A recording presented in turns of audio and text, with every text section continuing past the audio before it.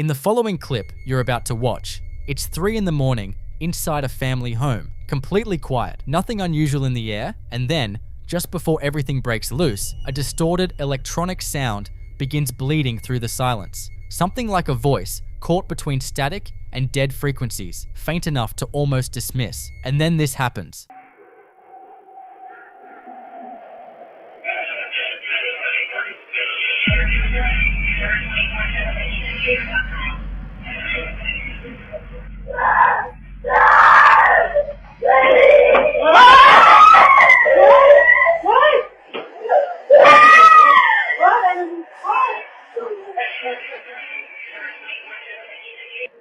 That distorted voice, cutting through the silence, right before it all broke loose, is the detail that sits with you longest. Because in paranormal research, electronic interference immediately preceding a visual manifestation is considered one of the stronger indicators of an intelligent presence drawing on electromagnetic energy to make itself visible, pulling from whatever power source is available in the environment right before it crosses the threshold into something the human eye can register. A presence that announces itself through static before it appears is one that understands the mechanics of its own manifestation, which puts it in a very different category from something residual or passive. In multiple documented cases, this exact sequence, distorted audio followed by a visual apparition, has been associated with entities that are not only intelligent but deliberate, ones that choose the hour, choose the location, and choose who sees them. 3 in the morning, a dark hallway, and something that let the static go first. So what do you think? Was that voice the sound of something gathering enough energy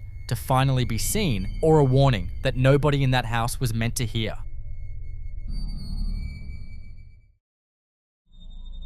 In this next clip, a woman describes what she believes she caught on a family sleigh ride in Deer Valley, a nighttime outing through snowy, wooded mountains with her husband, 2 kids, and 2 sleigh drivers. That's it. No one else around for miles. She says she considers herself spiritually aware, but this was the first time she had anything she could actually point to on camera. The clip itself is only a few seconds of ordinary family footage. Kids bundled under a blanket, dark trees rolling past, her husband smiling over at the camera. Nothing looks wrong at all. Listen closely. I caught a mimic on camera pretending to be my child.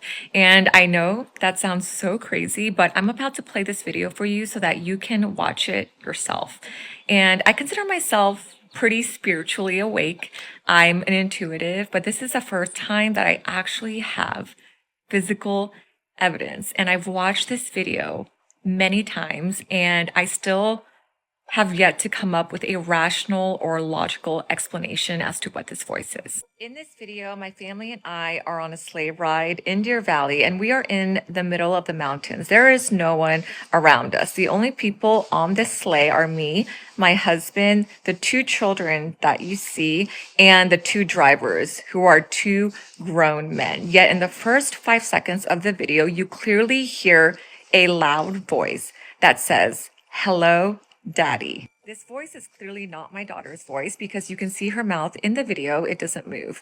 And some may argue that this voice is my son's voice because his mouth is covered up. But if you watch the video, you can see that my son starts speaking towards the end and it's very muffled. It's in complete contrast to this loud, crisp, clear voice that you hear in the beginning. And additionally, this voice seems to have like a weird British Victorian accent. I don't even know what kind of accent it is. And my son does not speak like that. But yeah, just watch this video and let me know what you think. Hello, Daddy. A little warmer over there. It's beautiful. Thank you. That was fun enough. Getting exercise.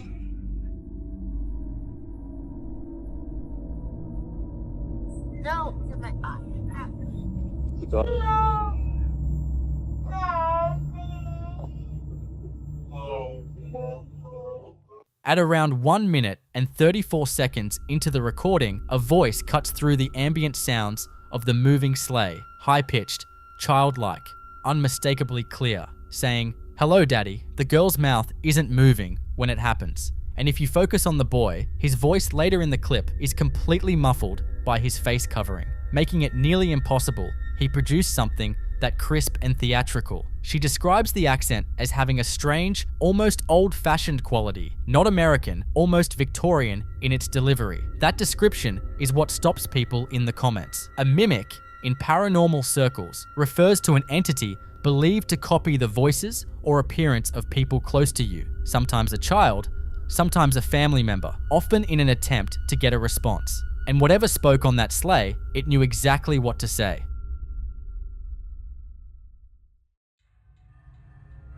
In the following clip you're about to watch, a man has been documenting what he started calling the Shadow Man, an entity that has been making itself known in increasingly aggressive ways over a period of weeks. And by the time he started filming, the activity had already moved well past the point of easy dismissal. He'd been hearing scratching coming from the bathroom at night, set his phone on the floor to capture whatever was making it, and what showed up in the doorway is the kind of thing that reframes everything that came after. Watch. So I've been hearing some strange noises coming from this bathroom. And so I'm going to set up this camera to record and see if we catch anything. I've never caught anything on camera before, so I'm hoping that this might be the first time, but kind of sounds like scratches.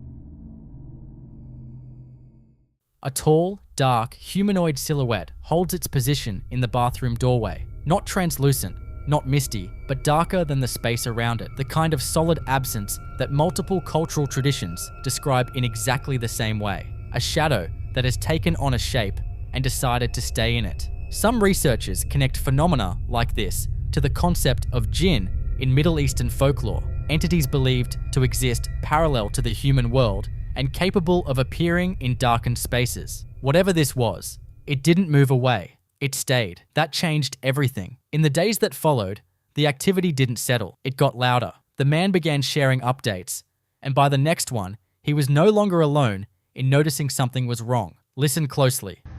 Okay guys, I think I fucked up a little bit. Do you hear that?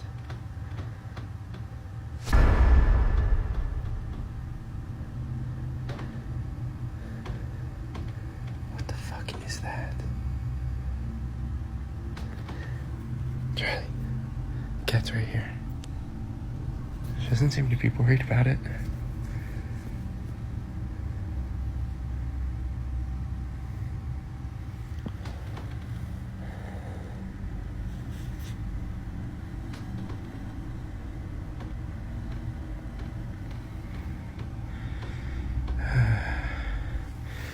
A persistent, rhythmic rattling and scraping sound fills the room, originating from the direction of a closed door and dresser just off camera, while his cat, completely alert, body rigid, sits on the bed and stares unblinking in the exact same direction. Animals don't perform unease. That cat's fixed, tense stare is the kind of corroboration that viewers always point to because it confirms the sound had a presence, a location, something the cat could sense even when the camera couldn't catch it visually. The rattling was continuous, stopping only when the man's visible distress peaked, as if whatever was doing it knew it had his full attention. By third update, he'd had enough.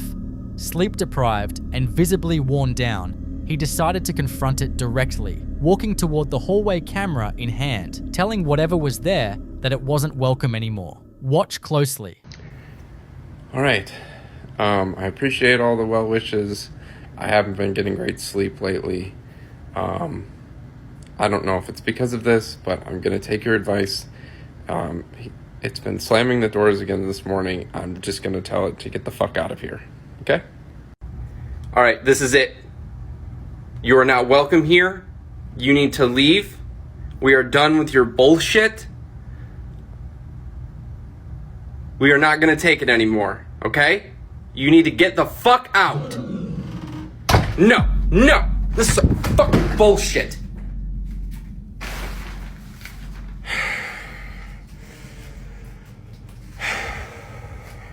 a human-shaped figure stands perfectly still in the lit doorway at the end of a dark hall, and then a low, guttural growl comes from its direction before the door slams shut with force, sending the man running toward it in alarm. A growl, not a creak, not a rattle, a growl. Skeptics will argue the audio was added in post, that the silhouette was a person standing just inside the bathroom, and the slam was timed for effect. But for viewers who'd been following this series from the beginning, this clip felt less like a scare and more like a response, the entity reacting to being told to leave. That distinction matters because it shifts the nature of what's being described here from a passive haunting to something that listens, something that communicates on its own terms. And then came update 12. By this point, a full week had passed without significant activity, and then, one night, he heard whispering coming from the bathroom. Multiple voices, he says, overlapping, like a conversation happening just out of reach. He approached slowly in the dark, phone recording. Watch. Okay, I don't know if you can hear this. I'm gonna try to be really quiet. I'm being really quiet.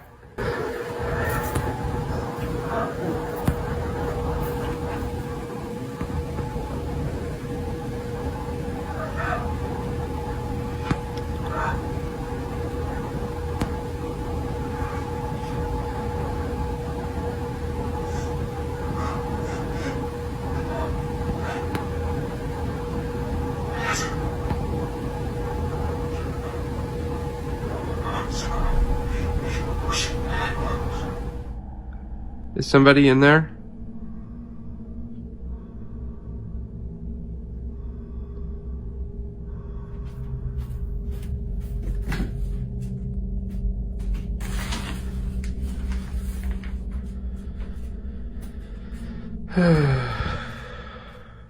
Indistinct, layered whispering can be heard coming from the completely dark and empty bathroom. And when he finally asks out loud whether someone is in there, the whispering stops instantly and is replaced by loud, raspy, heavy breathing that sounds uncomfortably close to the microphone. He rushes in, flicks the light, pulls the shower curtain aside, and the bathroom is empty, no one there. What makes this harder to explain isn't just the sounds themselves, it's the responsiveness. The whispers stopped the moment he asked the question. Something in that bathroom was aware of him, tracking him down the hallway, and chose to change from voices to breathing the instant it was directly addressed. If you've been watching this series from the beginning, the pattern is impossible to ignore. Each update escalates, each event becomes more direct, more communicative, more confrontational. Whatever this man is living with, it's not fading. The question that keeps coming back is a simple one. If you told it to leave and it growled back at you,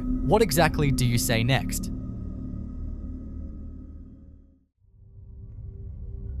This next video was recorded inside what appears to be a private home at night by a man who's been dealing with escalating paranormal activity. Not the subtle, easy to dismiss kind, but the kind that responds when you talk back to it. He's walking through the house with a camera, moving from a second floor landing down toward the entryway, speaking out loud to whatever might be listening, telling it, calmly but firmly, that it can't touch him, that God's protection is with him. And up to that point, the house answers back with sharp cracking sounds, loud pops, a chandelier moving, the kind of noise that could maybe be explained away if it weren't so relentless. Then a door slams violently, and he moves into one of the rooms to investigate.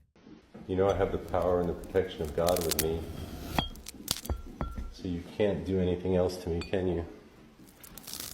You can close doors, you can make noises, you can move the chandelier.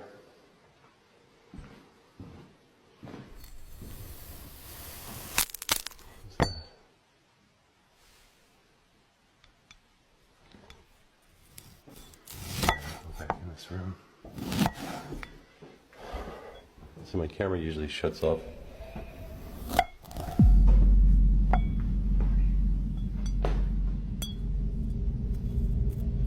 Who are you?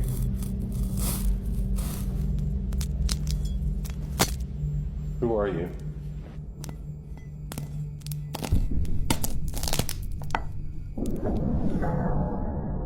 What you just heard isn't background noise. It's a building confrontation, a deep, disembodied groan, a heavy bang, and then a faint, raspy whisper. that seems to directly answer when he asks, "Who are you?" Not with silence, but with the same question thrown right back at him. And then it erupts. Violent crashing, thuds, scraping, a chaotic wall of sound coming from somewhere just off camera with no visible source. Some people who've followed cases like this point to the escalation pattern as a key detail. The idea that whatever is in the house isn't passive, it's reactive. And it appears to intensify the more it's challenged or named. Skeptics will say the sounds could be post-production audio layered in for effect. But what's harder to dismiss is the man's real-time reaction, the heavy breathing, the startled questions, the moment where his voice shifts from confident to genuinely rattled. Whatever was in that house didn't seem satisfied with just being heard. Now, in a second clip from this same location, the same man turns his camera down a hallway from an upper landing, and he says something that sets the whole thing up. Every time I turn off the light, there's like a shadow in there. He wants someone else to confirm it. Alright, tell me I'm on fucking crack. Every time I turn off the light, there's like a shadow there. Watch. See that? Fuck.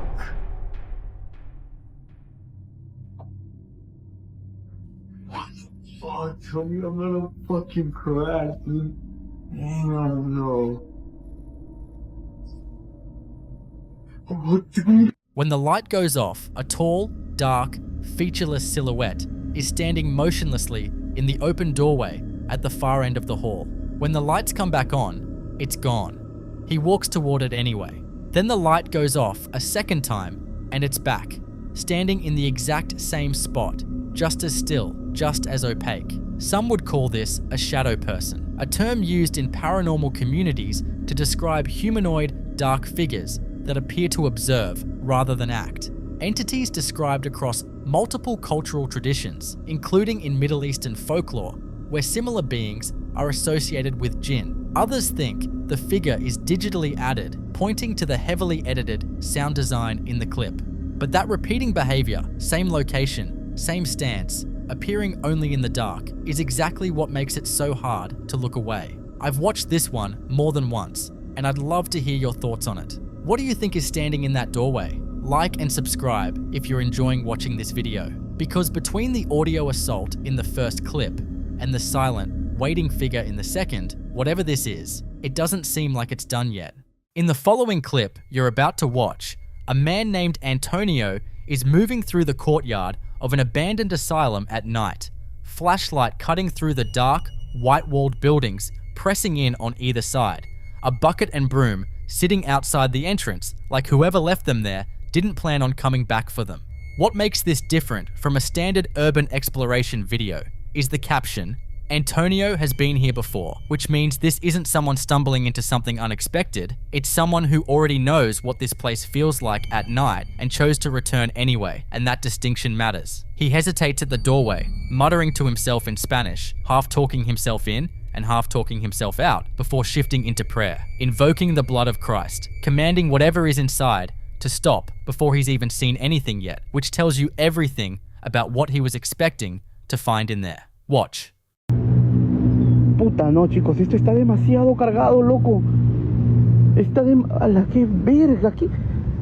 Vaya, ala, no sé, entro. Me dan ganas de entrar, se los juro, porque quiero... Pero...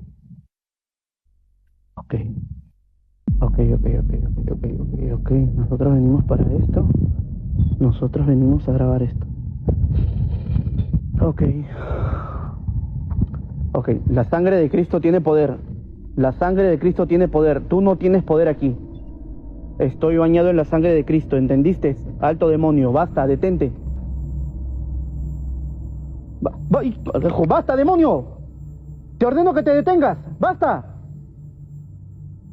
Puta madre. No, chica, la mierda, loco.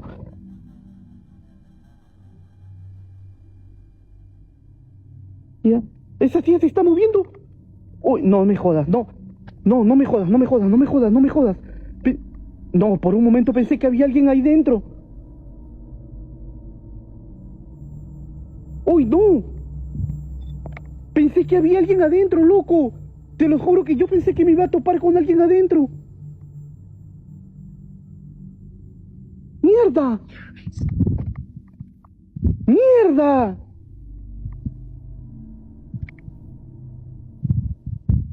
The office chair just inside the doorway rolls backward several feet on its own, smooth, deliberate, covering real distance before stopping deep in the dark, and Antonio screams at it in Spanish, ordering it to stop. Then it rotates. No one is in that room. That movement isn't a drift, and it isn't an uneven floor. It moves with intention, and the timing is the detail most viewers can't get past, because the chair doesn't react while he's walking the path or standing in the courtyard. It moves in the exact window between the end of his prayer and the moment he steps through that doorway, as if whatever is in that room was listening to every word and waiting for him to finish. Abandoned asylums are considered some of the most residually saturated environments in paranormal research. Decades of fear and suffering absorbed into the architecture, compounding long after the building empties out. But residual energy doesn't respond to prayer, and that chair didn't drift, it waited. So what do you think? Was Antonio walking into a space thick with trapped energy, or did something in that asylum hear his prayer and decide to answer it?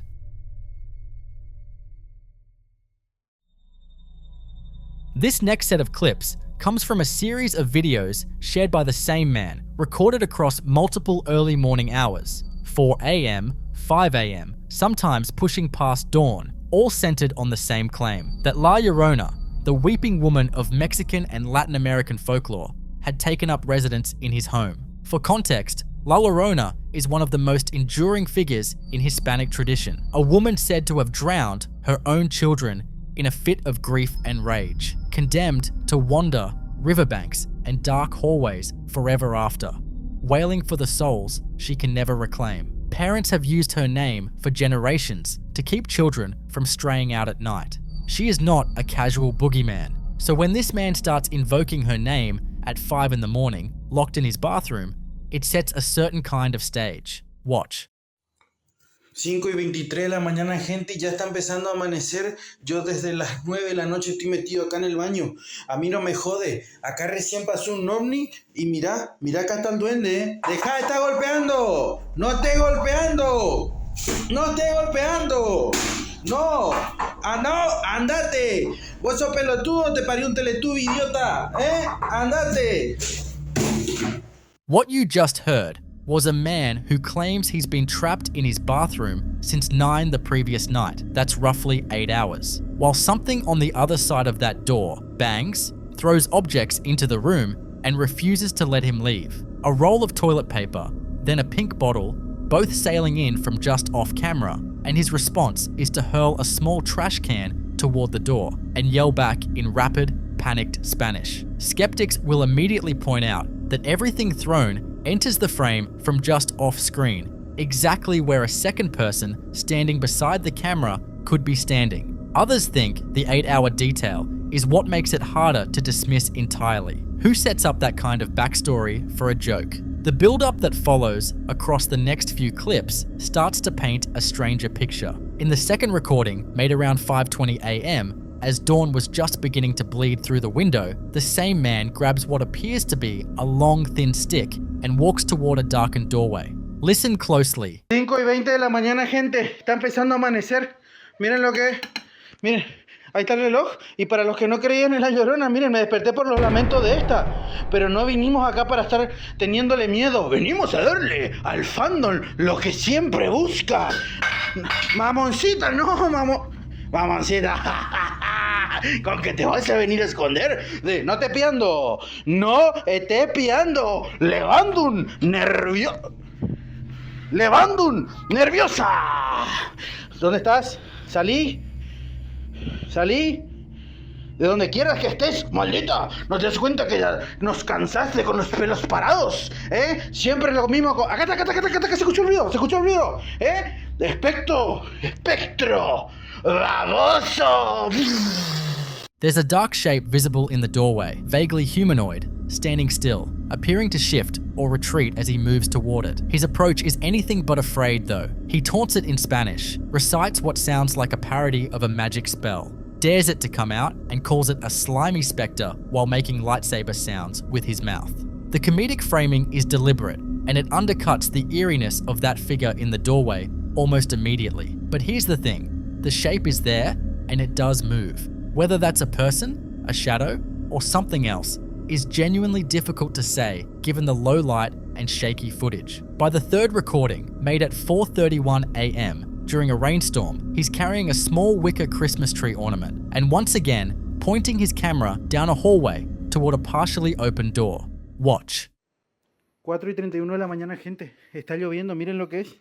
Y les voy a mostrar la Llorona. Y quiero que ustedes saquen su captura de pantalla. Acá tengo el arbolito navideño del económico, nomás de este que te regalan en cualquier basurero. Miren lo que es. Miren lo que es. Miren lo que es. Miren lo que es. Y no tiene pies, Miren lo que es. Pero acá no vinimos a tenerle miedo, gente. Acá vinimos a darle al verdadero fandom lo que siempre busca.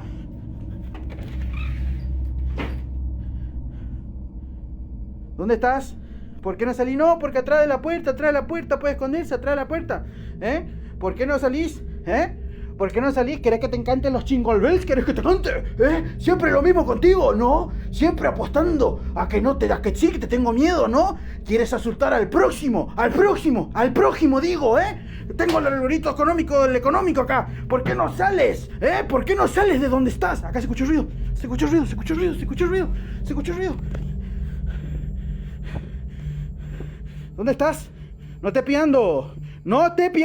The figure standing in that dark gap is tall, slender, and completely motionless, and he claims it has no feet, though the bottom of whatever it is stays out of frame. He rushes in anyway, lights come on, and he spends the rest of the clip searching a cluttered bedroom, yelling challenges, offering to sing jingle bells, demanding the entity show itself. No audio anomaly is captured. Nothing moves on its own. And yet, that initial image in the doorway, static, dark, upright, keeps nagging at you. The fourth clip was filmed at 2:21 a.m., the coldest and darkest of the bunch, and the tone shifts. Watch closely. 2:21 de la mañana, gente. Yo les voy a mostrar lo que es la Llorona. Está haciendo 2 grados bajo cero. Allá está el reloj, las 2:21 de la mañana. Miren lo que es. Miren. Saquen sus capturas de pantalla. Miren, no te piando. Los seguidores me pidieron que diga esta frase. Padre nuestro. Escuchen. ¿Dónde estás? Vení, salí acá. Tienen que tener cuidado, gente, que no le pique. Tienen que tener cuidado que no le vaya a picar, gente. Allá está, miren, atrás de la ventana, no estés piando. ¿Por qué no venís acá? ¿Por qué no venís a pararte de mano, ¿Por qué no venís a pararte de mano? Te voy a hacer volver de donde viniste. Agarrá y andate, mal peinada. Right after he shouts a prayer, Padre Nuestro, a high-pitched wailing scream erupts from somewhere off camera. It's sharp and unmistakable, the kind of sound that would make the hair stand up on your neck. He immediately yells for anyone watching to listen, and his breathing goes ragged and panicked in a way that feels less theatrical than the earlier clips. That scream is the closest any of these recordings get to the La Llorona mythos directly. Her legend is built entirely around that sound, a woman's wail near dark spaces and doorways in the small hours of the morning. Skeptics argue it's a sound effect dropped in during editing, and the timing, perfectly synchronized with the prayer, is almost too convenient. But if you were standing in that house at 2 a.m., you might not stop to consider the editing timeline. The fifth and final recording, made at 4:33 a.m., takes the whole series in a direction that's harder to categorize. Watch. 4:33 de la mañana, gente, ya está empezando a amanecer. Miren lo que son los pollitos, cómo ya están cantando. Y a la gente que no cree en la Llorona, miren lo que es eso. Miren lo que es, cómo se está moviendo para todos lados, como que parece que tiene Parkinson ahí. Pero acá no vinimos a tenerle miedo, vinimos a darle al fandom lo que siempre busca. A ver. Con que escondiéndose, No. Acá te mando una Nodu, por la duda. Y te mando otro regalo por si te querés venir a vivir acá. Siempre lo mismo con vos. Te voy a traer un acondicionador. A ver si te pones un poco en el pelo, porque las veces que vengo acá tenés los pelos parados. ¡Ridícula! Te reprendo en el nombre de todos los santos que pueden haber en el mundo. Siempre lo mismo con vos. Yo me miré todos los capítulos de las Tortugas Ninjas. Taken together, what this series actually represents is genuinely difficult to pin down. 5 videos that oscillate between something that might be a real experience and something that might be elaborate, deliberately funny performance art built around one of the most potent figures in Latin American folklore. Whether or not La Llorona has anything to do with any of it, you be the judge.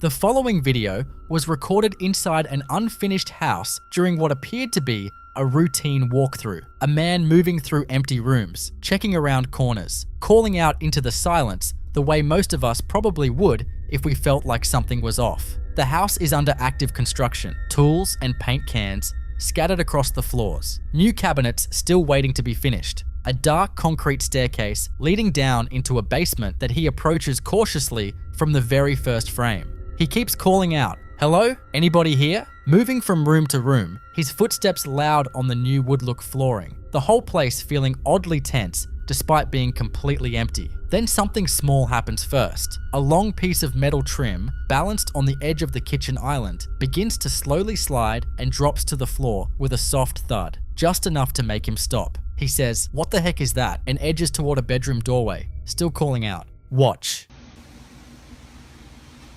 Hello?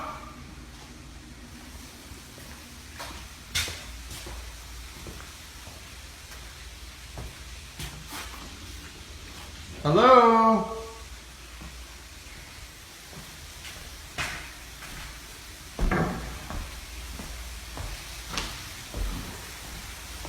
Anybody here?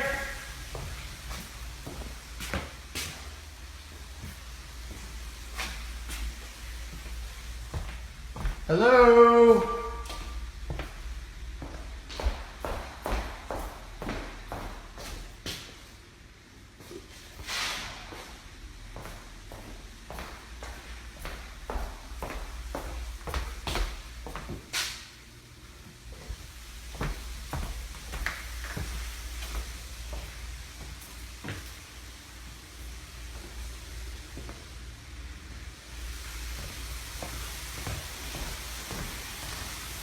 Hello?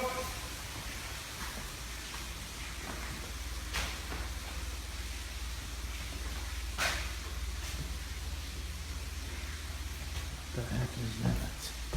Hello?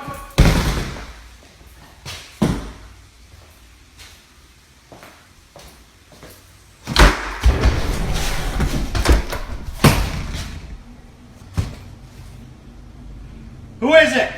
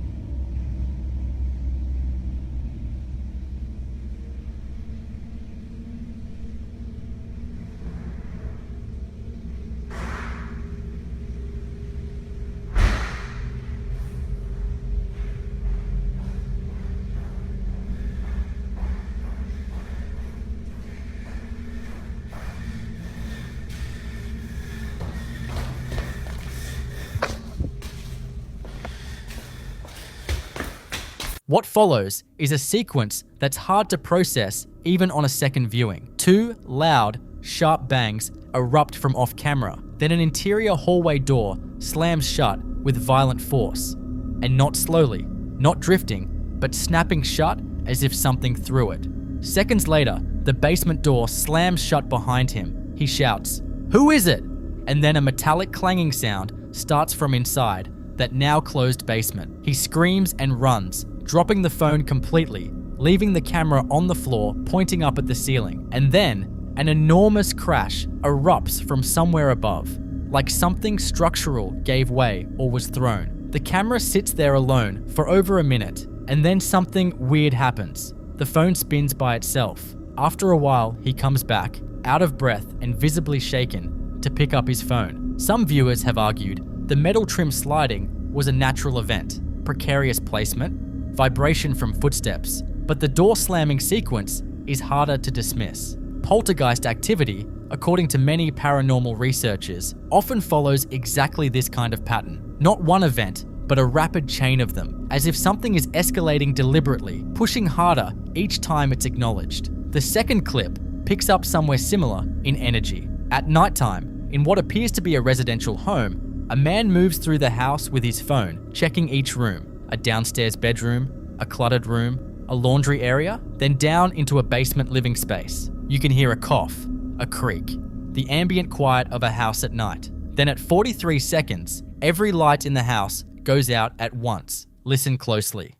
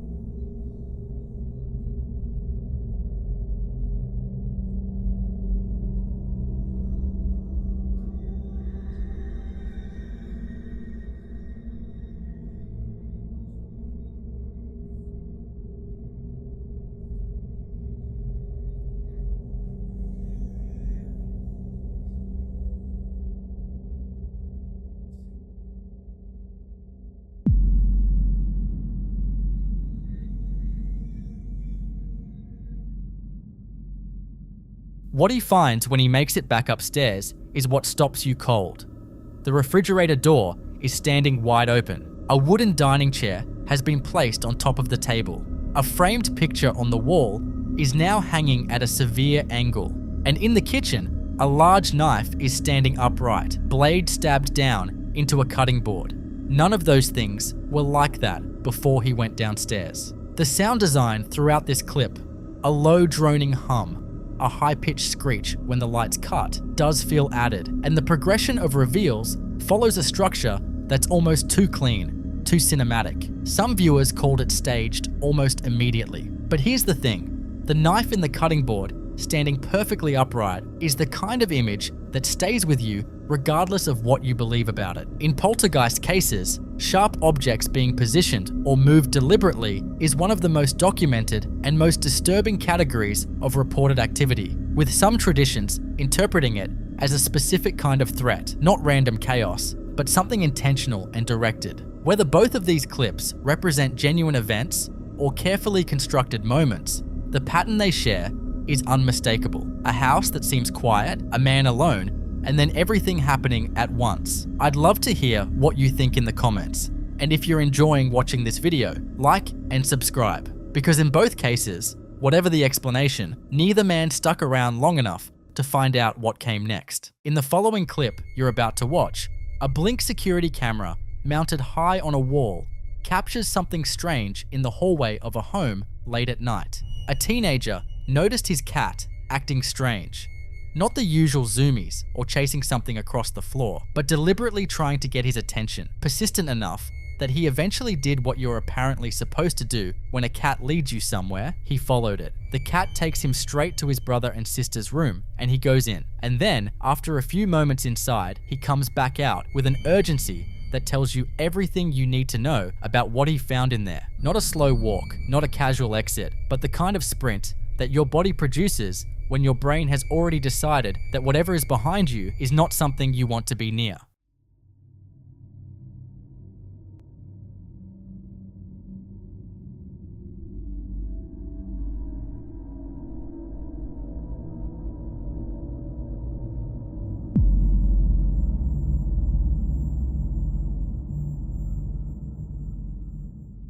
Now, the camera doesn't show us what he saw inside that room, and honestly, that might be worse, because what he said he saw was a 7-foot-tall black figure standing in there, in his sibling's room, in a house where a cat apparently knew it was there before any person did. In paranormal research, animals consistently demonstrate awareness of presences that humans can't perceive, registering something in the electromagnetic or sensory range that we lost access to somewhere along the way. And a cat that leads someone directly to the room where an entity is standing isn't acting randomly, it's communicating. So what do you think? Was there something 7 feet tall waiting in that room? Or did the cat lead him somewhere? His imagination did the rest of the work.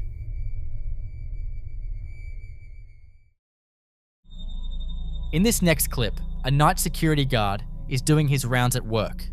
Glass door in front of him. The kind of quiet, uneventful shift that makes up most of the job. He's been working this post long enough that he knows every sound and every shadow in that building, which is exactly why he started filming when he noticed something he couldn't explain. He flips the camera to the front-facing view, points it toward the glass door, and what he catches on the other side of that glass stops him cold. Watch. Es solo un video. El video.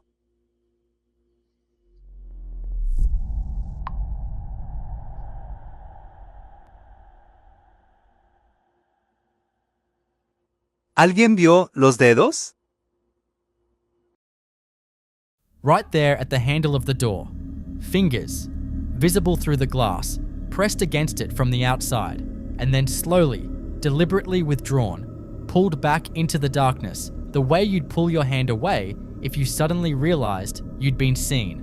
Not a smear, not a reflection, not light playing off the surface, fingers, with the kind of slow, intentional movement that puts them in a completely different category from anything environmental.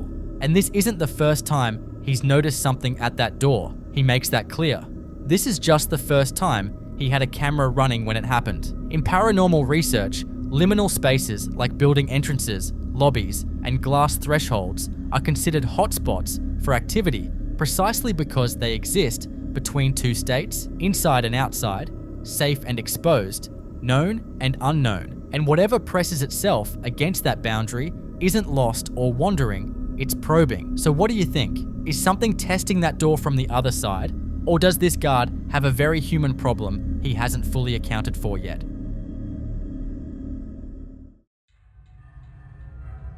In this next clip, a woman is home alone in her apartment during the day when her doorbell rings. Not once, but repeatedly, with no one on the other side. She's filming on her phone, walking slowly toward her front door, and you can already hear in the way she moves that this isn't her first time dealing with something like this. Her voice, cautious at first, calls out in French, asking if anyone's there. The hallway outside is completely empty. She checks the staircase. Nothing. Watch.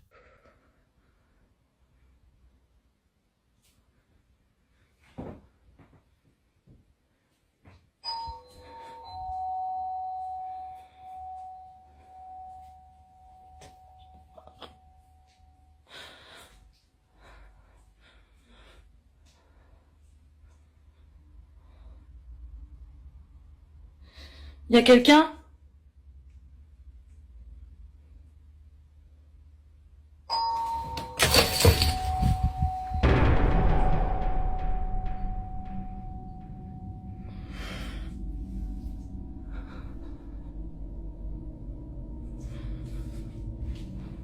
Putain, ça va pas commencer comme ça tout le temps, j'en ai plein le cul.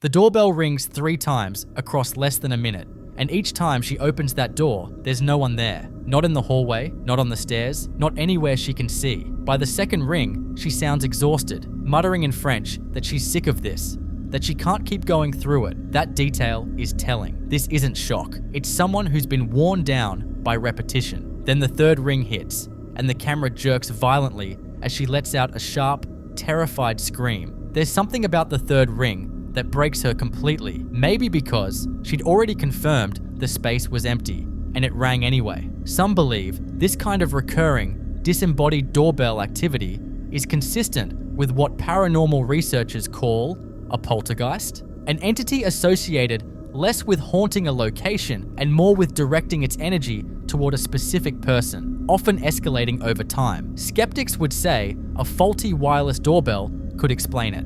But a faulty doorbell doesn't explain why she sounds like someone who's been fighting this battle alone for a very long time. So what do you think she's actually dealing with?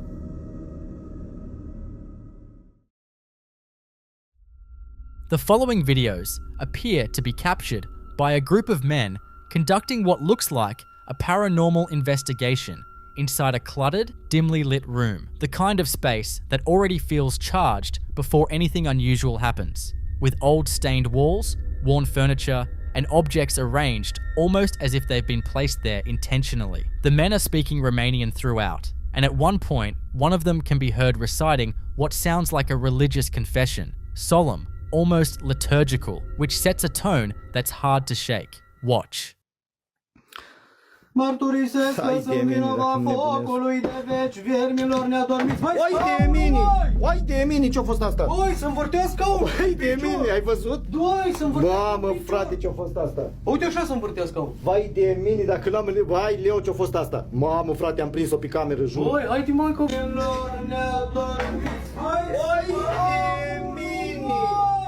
Uai de mine, ce-a fost asta? A wooden chair in the adjacent room violently tips over backwards with a loud crash, with no visible person anywhere near it, and the men immediately erupt into panicked shouting, one of them yelling that the chair spun on its own, another asking what on earth just happened. The slow motion replay makes it even harder to dismiss, because you can see the full arc of the movement with nothing and no one initiating it. Some viewers think the prayer being recited at the exact moment of impact is the most unsettling detail, not because it's evidence of anything specific, but because it raises the question of whether something was already being invited in before the camera was even rolling. In Romanian folk tradition, reciting confessions aloud in a spiritually charged space is sometimes believed to provoke a response from entities that feed on guilt or unresolved spiritual debt. And if that chair moving was the beginning, what came next suggests it was far from over. Not long after, the activity shifted from a single object to something far more chaotic.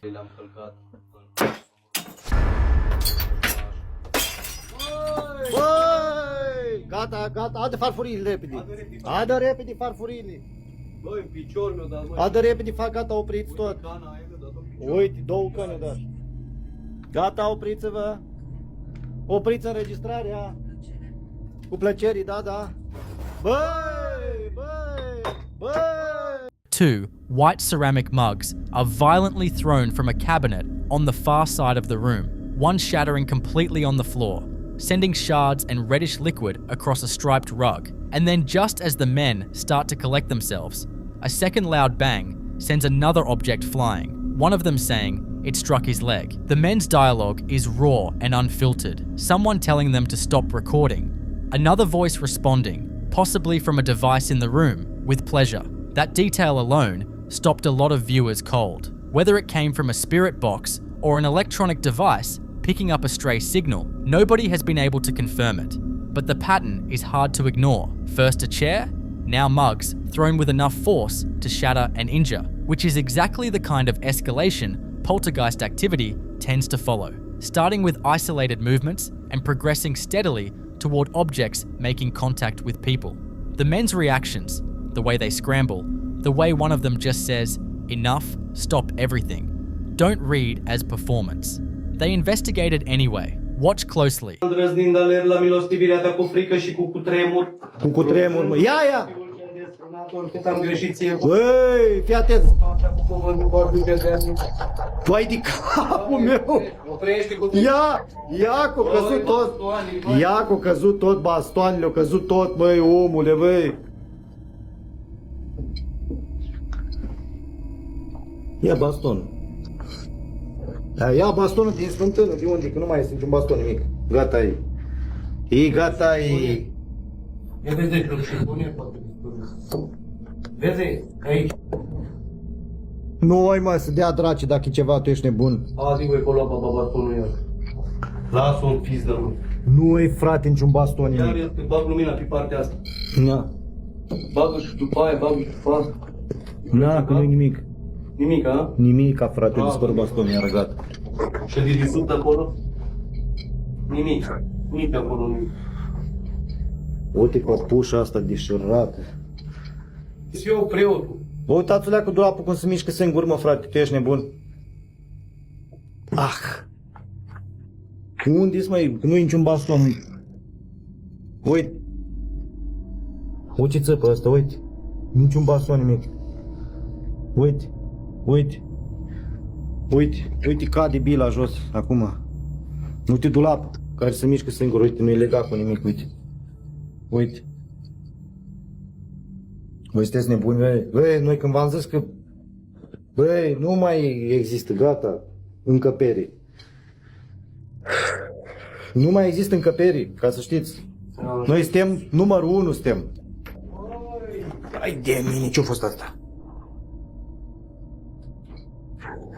Ce-a fost asta? E jale, mâncați așa. Stay calm. Stay calm. Stay calm. Calm down. Odată cu ce-o dat. Hai, au reușit, stați calmi. Gata, a terminat-o, hai. Stai calm. Adu bastonul pe înapoi.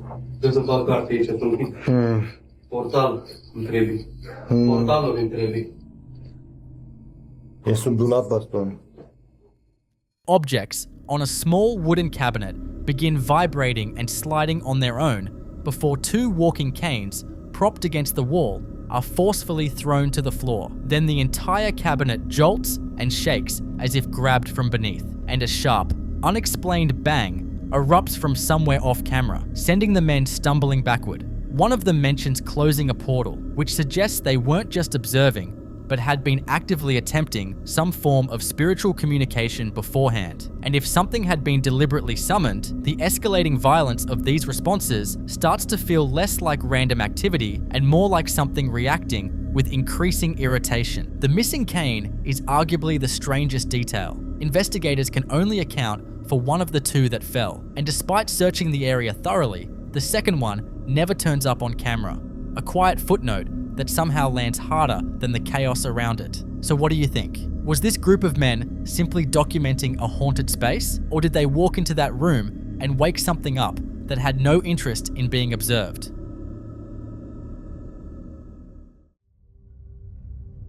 In this next clip, a woman is home alone at night, or at least she believes she is, when she notices something standing behind the frosted glass panel of her bathroom door. She's filming on her phone, her voice dropping to a hushed, anxious whisper as she explains in Spanish that she can see the shape from where she's standing, but the phone's reflection keeps getting in the way. She says she literally can't go to the bathroom in peace because of whoever or whatever is there. Then she moves through the house, down a dark hallway with light cutting in from a room at the far end, before showing her bedroom to prove a point. Watch. De acá lo veo, pero el celular le da el reflejo. Literalmente no puedo ir al baño tranquila porque está él. Y no hay nadie en la casa. Nadie de nadie está en la casa.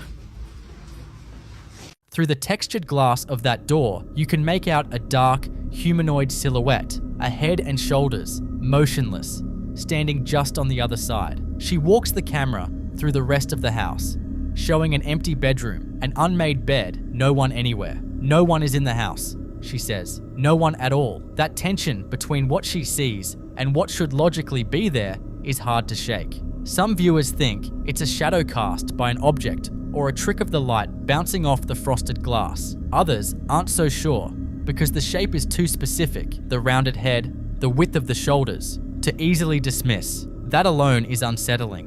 But what makes the second clip arguably worse is how calm everything is before it happens. Her and her husband are in bed watching television, relaxed, covered in blankets when this happens. En el mejor de los casos, la hemorragia se absorbe. No continúa la hemorragia y hará que el cerebro central. ¿Qué significa eso? The blanket covering the man's left shoulder is suddenly yanked downward with a sharp, forceful tug. Fast, violent, and completely without explanation. And a distinct swooshing sound goes with it.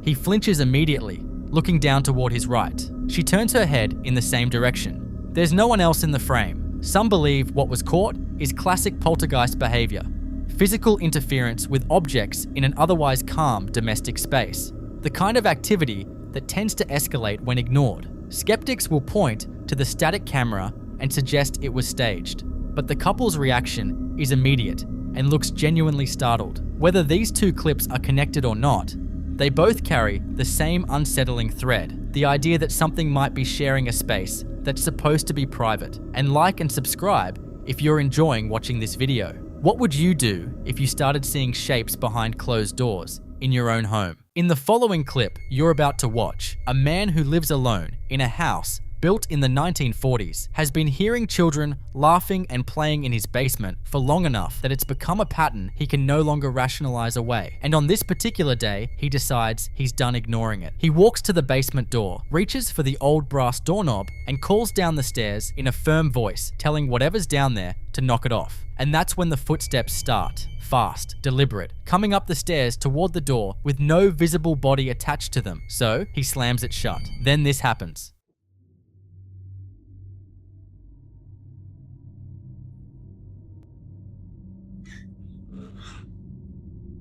I hear you down there. Knock it off.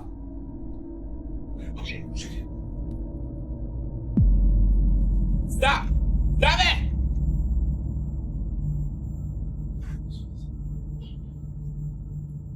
Oh, no.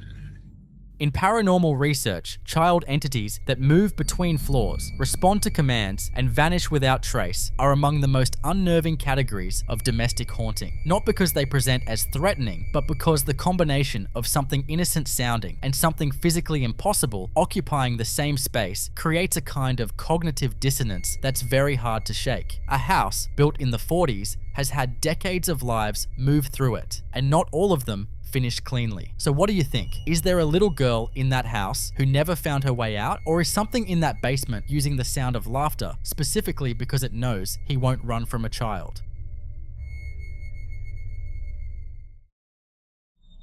In this next clip, a man is completely alone in his house late at night when something in his basement starts to disturb his peace. For context, whatever that thing is has been keeping him up for days. He says it started as a faint sound, the kind you convince yourself is the house settling or a neighbor's TV bleeding through the walls. But it kept coming back, night after night, and it kept getting louder. He describes it as crying, like a baby wailing, sometimes accompanied by what sounds like someone humming to calm that baby down. To make that stranger, he lives by himself. There's no baby, there's no one else. So he does what a lot of people in his situation probably shouldn't do. He grabs his camera, turns off the lights, and goes to investigate. If you listen carefully, once the clip starts, you'll hear exactly what he's been describing before he even has to explain it. The bells he's hung on the basement door are a detail worth paying attention to too, a folk practice used in some traditions to alert against spirits passing through. Watch. Guys, something's on the basement. Anybody down there? Hello? Hello? Guys, I have been noticing that at nighttime when I shut the lights off, I don't know if you can hear it.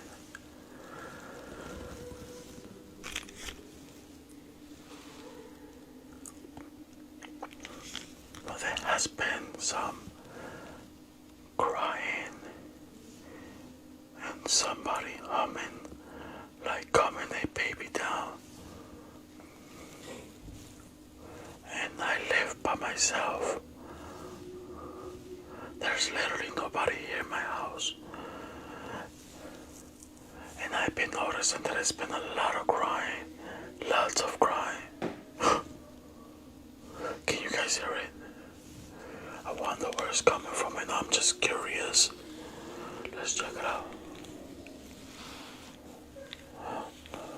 In the name of the Father, Son, and the Holy Spirit, I command the demons to leave my house immediately.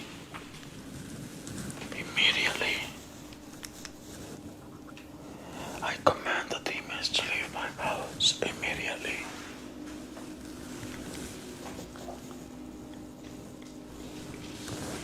Whoa. That sounds like it's coming from the basement. Oi.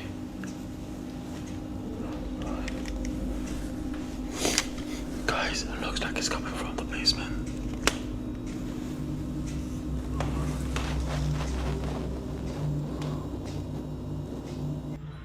Oh, fuck! Holy shit! Holy fuck! That was a big scream. Oh shit! Holy fuck! Oh shit! Holy fuck! Oh, fuck. Some people believe the crying is consistent with what's described in certain Latin American traditions as the presence of La Llorona, the weeping woman, a spirit believed to wander at night, mourning and crying. Skeptics point to the clean audio quality and argue the sounds are too well timed to be accidental. But that explanation gets harder to hold on to when you hear what comes out of that basement. What do you think is behind that door? Like and subscribe if you're enjoying watching this video. The bells never rang, and whatever was on the other side of it didn't need a door to make itself known.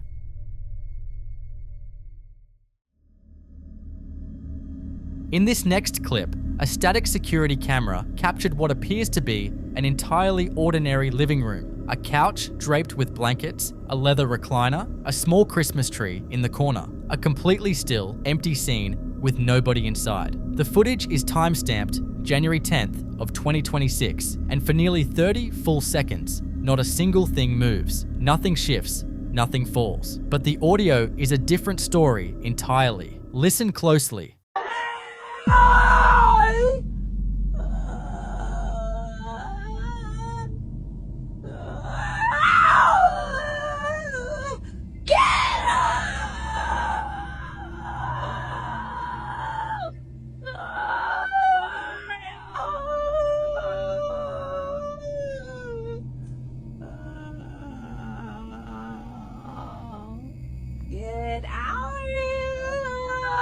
What you just heard in that empty room is a sequence of sounds that starts with what many describe as a high-pitched, frantic scream, something that carries the cadence of "Leave me alone" before collapsing into low, guttural moaning and overlapping wails that fluctuate in pitch and intensity. Near the end, a rasping voice seems to say, "Get out of here." Not one person was in that room. Some viewers think this is residual audio, a paranormal theory suggesting that intense emotional trauma can somehow imprint itself onto a location and replay without warning, like a recording embedded in the walls themselves. Others believe whatever produced those sounds wasn't residual at all, but active, reactive, and fully aware the camera was running. The fact that the room stays completely still while all of that unfolds makes it somehow harder to dismiss, not easier. So what do you think was in there? In the following clip you're about to watch, a man is standing in a dark hallway late at night, looking into his unlit kitchen, and through the faint glow coming through the window, he can just make out a silhouette moving in there, the steady rhythmic sound of a knife on a cutting board filling the silence. He assumes it's his girlfriend, calls out to her casually, asking what she's doing, cooking in the dark. Watch. Babe, what are you doing in the dark?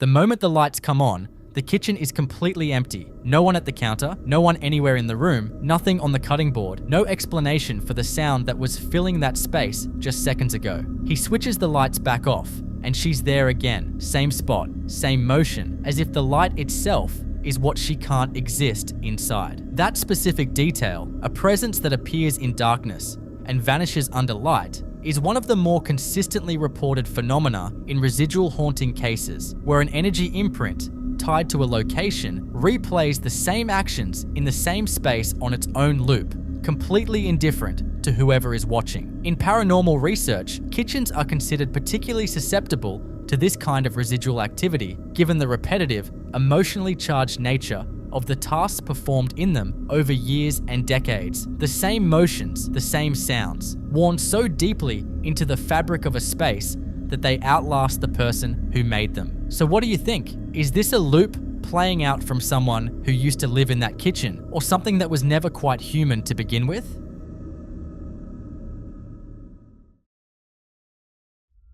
Now, in this next video, a man named Tristan had been dealing with something in his home that wasn't content to stay in one room or limit itself to one kind of disturbance. It moved through the house, it opened things, it threw things, and according to the narration, nothing he tried made any difference. The first incident starts in a narrow hallway at night, where he's following his cat with a handheld camera. The cat stops at the end of the hall and crouches down, staring at the gap beneath a closed door. And if you know anything about animals around paranormal activity, you already know that's not a good sign. Then the door handle begins to jiggle violently on its own, twisting up and down with force, before the door swings open entirely. He enters what turns out to be a laundry room, and no one is there. Watch.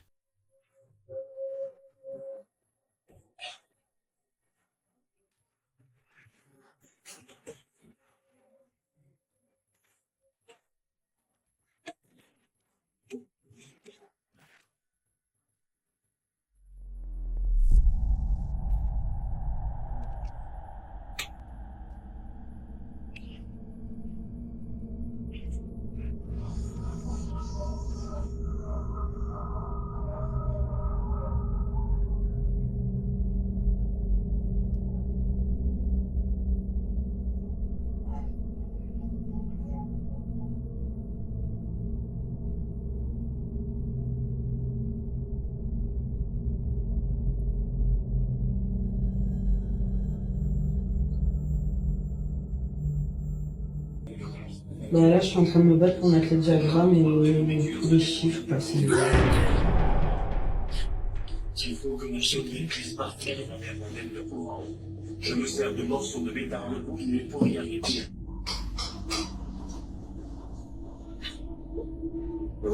Avec un peu de chance, j'arriverai à toucher le fond. Et attacher ça à mon bras cassant. Si jamais j'accroche au fond, le bras cédera dans le corps de Yves et je récupère les... What makes the second clip arguably more unsettling is that it's security camera footage. Static, ambient, no added sound design. Tristan, in a grey hoodie, walks toward a hallway entrance on the far right of the frame when a faint, semi-transparent figure, child-sized, hovering in the doorway, becomes visible for a few seconds before simply disappearing. Then, a wicker basket launches out of that same hallway with enough force to hit the wall. Many viewers watching this reached for the poltergeist label immediately, and it's easy to see why. Poltergeist activity in paranormal research tends to follow a specific pattern, escalating physical disturbances, objects thrown rather than simply moved, and an energy that seems almost deliberate rather than residual. Skeptics argue the basket could have been rigged, but the apparition appearing just before, it is harder to dismiss that easily. If you've been following cases like this, the child-shaped figure is what the comments couldn't let go of. So what exactly was standing in that doorway, and where did it go?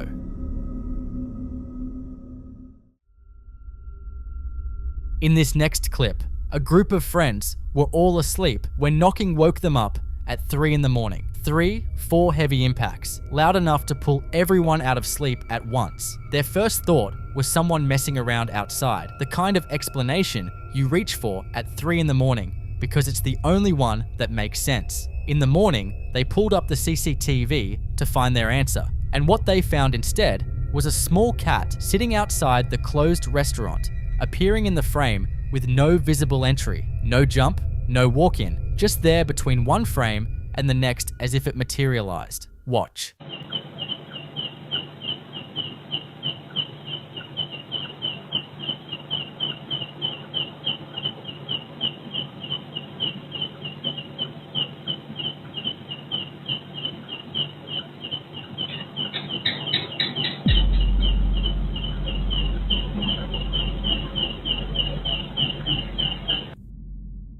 But here's what the poster wants you to pay attention to. Listen carefully for the moment the cat leaves, because not long after it disappears from the frame, the knocking starts again. The cat and the knocking are connected in a way that doesn't have a clean explanation, and the poster notes this isn't an isolated incident, that there has been a presence calling out around this location repeatedly, often enough that they're no longer surprised by it, just unsettled. In many Southeast Asian traditions, cats, particularly ones that appear and disappear without obvious explanation, are believed to carry spiritual significance, sometimes acting as vessels for wandering entities or as indicators of a presence nearby that the human eye can't directly perceive. 3 knocks at 3 in the morning is a combination that carries weight across multiple traditions, widely associated with a deliberate spiritual provocation. So what do you think? Was that cat carrying something with it, or was it simply drawn to the same spot that something else had already claimed?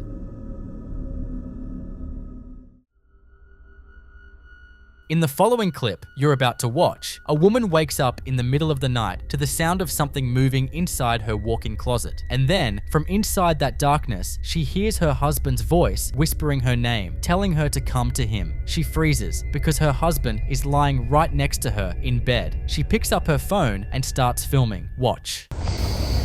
Babe, come here. What? Come here. Oh my god. Don't look inside. But the detail from the caption is what reframes everything. She notes that her husband seemed almost calm when he heard the voice. Not startled, not confused, almost as if this wasn't the first time. And she hasn't been able to stop sitting with one specific thought since. What if that voice in the closet really was her husband, trying not to alert whoever was lying next to her? In paranormal research, entities that mimic the voices of loved ones to lure people toward isolated spaces are considered among the most deliberately predatory forms of manifestation, patient, calculated, and deeply aware of exactly which voice will make you move without thinking. So what do you think? Was something occupying that bed, or was something in that closet that already knew her husband's voice well enough to use it?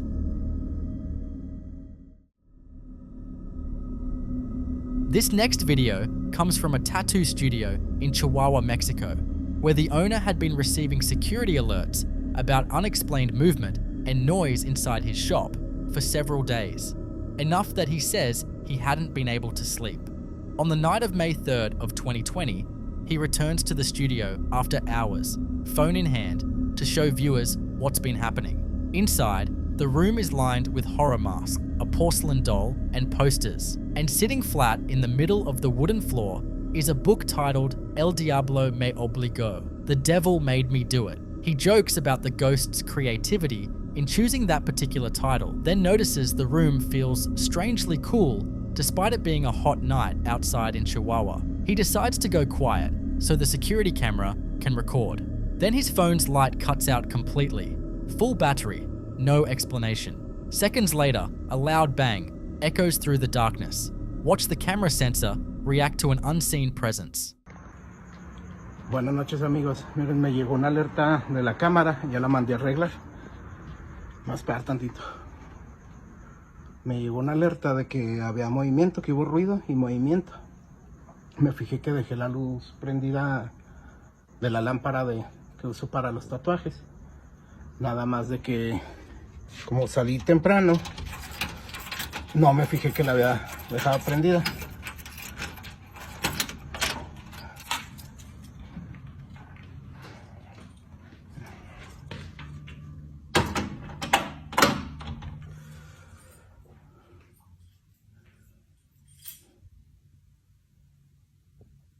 Enfoca. Ahí está. Me llegó una alerta de que había movimiento adentro. Yo pensé que había sido la lámpara. Pero no, que hubo movimiento aquí en el baño. Y hubo movimiento aparte, yo oí ruidos. Son tiliches.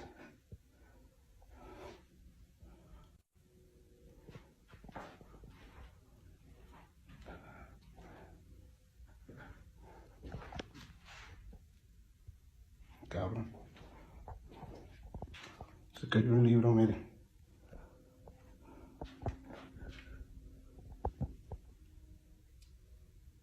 Miren qué título escogió. Creativo, ¿no? El fantasma. Ay, caray. Miren. Está haciendo calor ahorita aquí en Chihuahua. Estuvieron los días frescos, pero ahorita está como sofocadito. Y aquí adentro está como fresco, raro. No sé si hayan prendido el aire o algo. Pero se siente la vibra medio rara.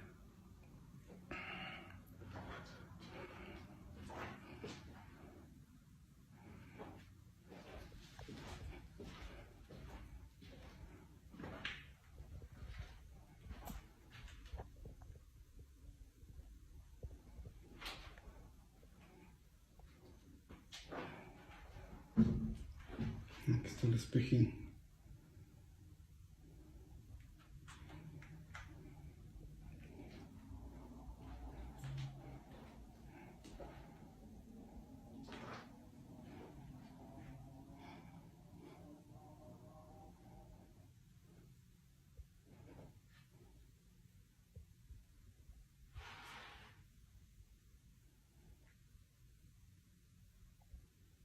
Quiero guardar un poco de silencio, miren, ahí me está grabando la cámara. Okay. Se fue el flash de mi teléfono. Eso que sí traigo bastante batería.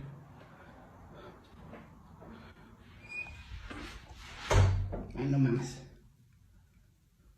Se cerró la puerta. Oigan, nada más voy a apagar y retirarme porque estos días no he podido estar a gusto, la verdad. No hemos podido dormir y miren. Bueno, nada más quería venirles a enseñar un poquito de lo que pasa aquí en el local y de lo que ha sido... Agarra el perro. De lo que ha seguido sucediendo, no ha cambiado mucho, nada más se ha quedado un poco repetitivo, por decirlo así. Bueno, los dejo porque esto se está poniendo más libroso aquí adentro. Hasta luego y muchas gracias por ver.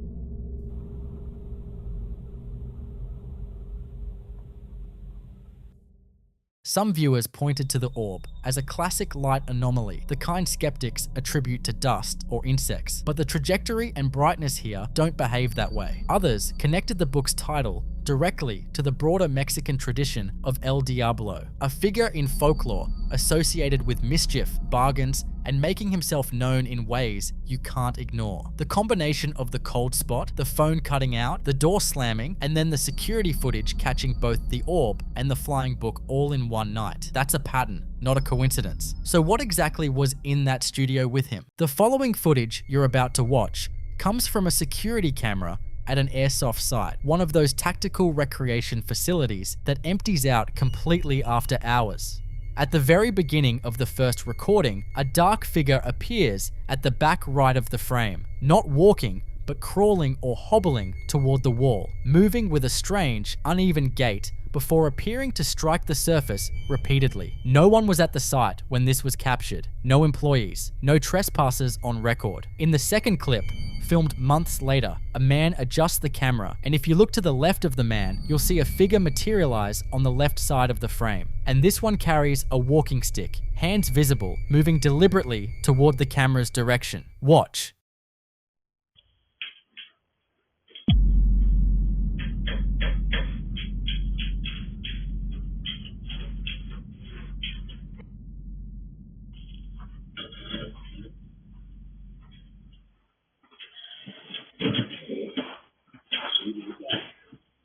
The site owner swears there was absolutely no way another person could have been in that room with the man in the second video. Skeptics will point to the obvious explanations: a squatter seeking shelter, an animal moving strangely in infrared light, perhaps even deliberate staging for attention. These are reasonable positions, but viewers in the comments notice something else. In one clip, the figure appears to emerge from nowhere, materializing rather than entering the frame naturally. One commenter described the movement as fairly humanoid, noting it looked like something walking with a stick in a way that didn't match typical animal locomotion or human trespassing behavior. Abandoned recreational facilities don't carry the same historical weight as asylums or hospitals, but they accumulate something nonetheless. Years of adrenaline, competition, simulated conflict absorbed into the structure. So what do you think? Security glitch and trespassers caught at unfortunate angles? Or something at that airsoft site that refuses to leave even after the games have ended?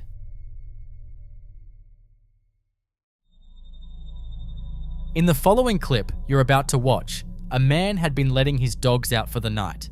Completely routine, nothing unusual in the air, no reason to think twice about leaving a camera running in the bedroom. It was only when he reviewed the footage later that he noticed what had walked in after he left. Watch.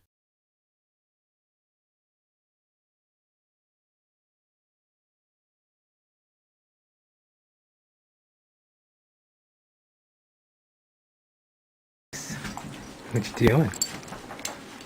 That's my sock. Let me go my sock. Have it. You guys wanna go pee-pee? Okay, let's go pee-pee. Come on, guys. Let's go.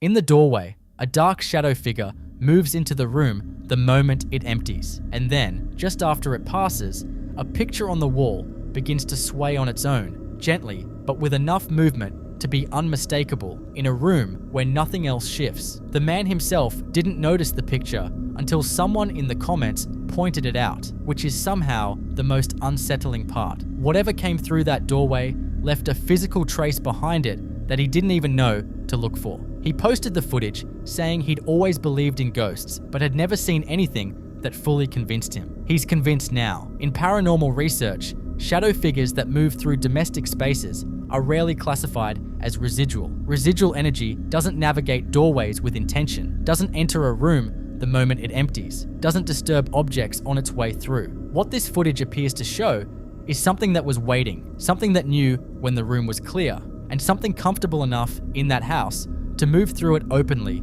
the moment the opportunity presented itself. The picture swaying is the signature it left behind, proof that it wasn't just a trick of the light passing through, but something with enough physical presence to interact with the environment on its way in. And the dogs already knew. Weeks earlier, in January of 2008, he came home to find his dog Phoebe hiding under the bed, not startled by a noise outside, not reacting to another animal, but locked in place beneath the mattress with a low, steady growl aimed at something already inside the house. It took 45 minutes to coax her out, and even then, she lasted seconds before bolting back under. Then the bang started from the attic above. Phoebe. Hey. Phoebe. Where are you, girl? Phoebe. Phoebe. Hey, what's the matter, girl? Come here. What's the matter? Are you okay? Come here. Come on up. Phoebe, come on. Hey. What's the matter? Hey, come here.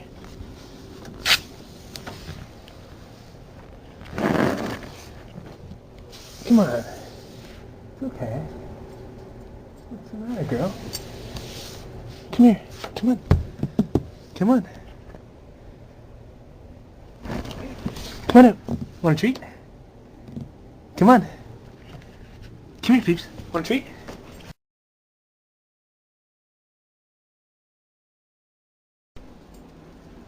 Phoebe, what's the matter, girl? What's the matter? You okay? What do you hear?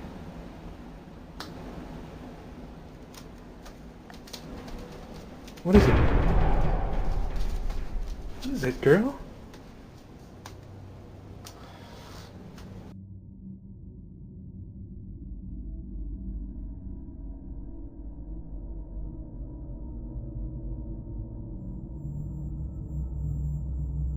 Come here.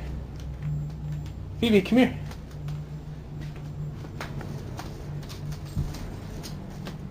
You okay, girl? What's the matter? What's the matter, honey? Do you hear something? Phoebe?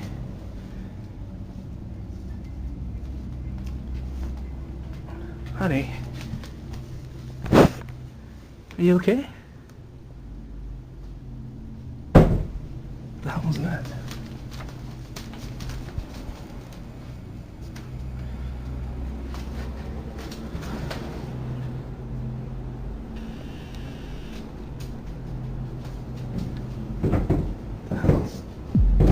What is that?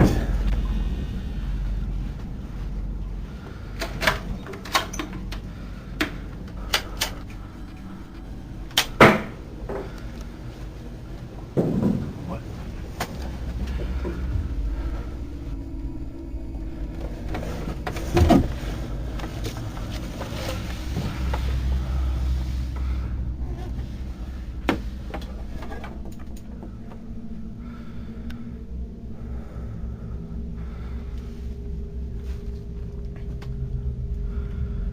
What the hell?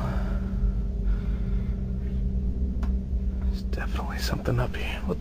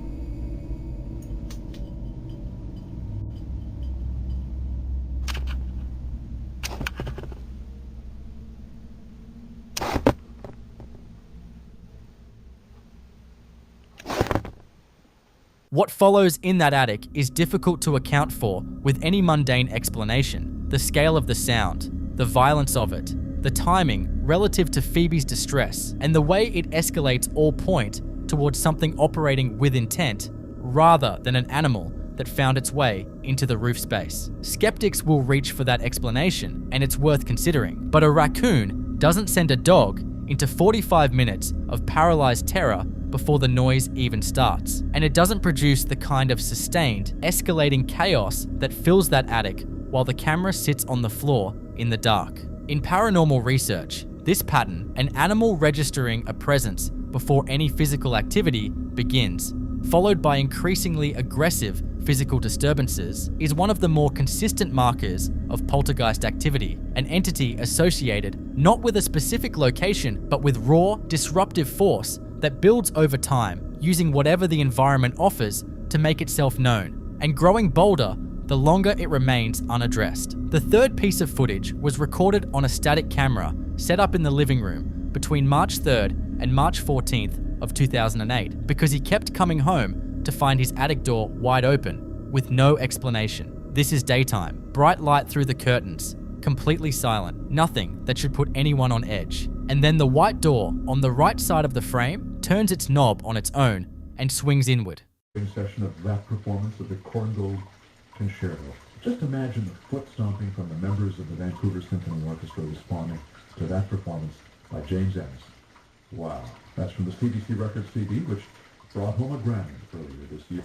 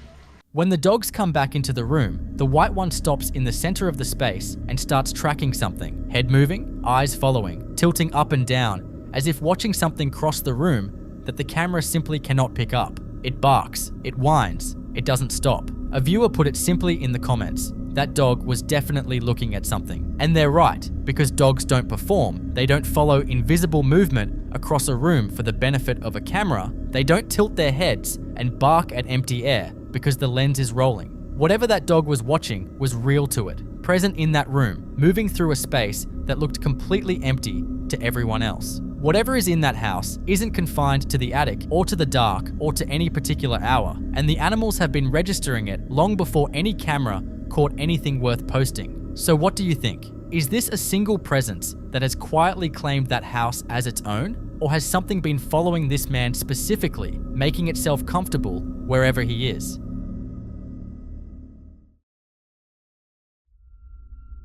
In this next clip, a man who works at a large supermarket is still inside the store after closing hours, collecting carts, tidying the aisles, doing the kind of routine end-of-shift work that nobody thinks twice about. According to him, this wasn't the first unusual night. He says that for several nights leading up to this, he and other employees had been hearing sounds they couldn't explain and catching things moving in their peripheral vision, but nothing they could get on camera. On this particular night, he had his phone out and was filming as he pushed his cart through the aisles when something stopped him cold. Watch. Y ya la neta, ya la tienda ya la están cerrando. De hecho, estamos recogiendo ya los carros, llenando todo lo que se quedó en los... ¿Cómo pasa? Mierda. Estoy viendo a un niño como jugando. Mira, mira, mira. ¿Sí vieron? ¿Sí vieron? Y ya está, ya la tienda ya está cerrada. Ya, pues ya nada más estamos recogiendo lo de los pasillos. No mames. ¿Sí vieron? Vete a la mierda. Y ya está todo cerrado aquí. Me voy a acercar. Míralo, ahí está como que jugando. Está como que metiéndose entre los pasillos. No me quiero ni acercar, la neta me da un chingo de miedo, pero... Ay, güey, ¿qué hago? ¿Qué hago? A ver, me voy por acá. Y es que ya no hay nada de gente, ni siquiera están sus padres, o sea, no hay literalmente nadie. Niño, ya cerraron la tienda, vámonos. ¿Estás perdido? Niño. No mames, ya no está.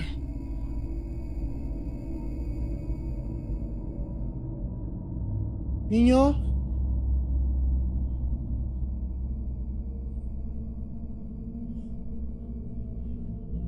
Niño. ¿Estás perdido?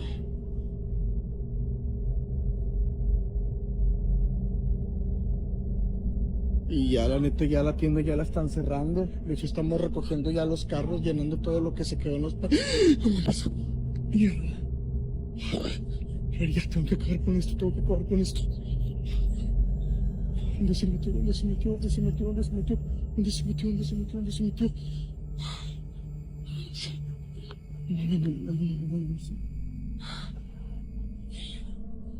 Uy, qué pedo. ¿Qué pedo? ¿Qué pedo? ¿Qué pedo? ¿Qué pedo? ¿Qué pedo?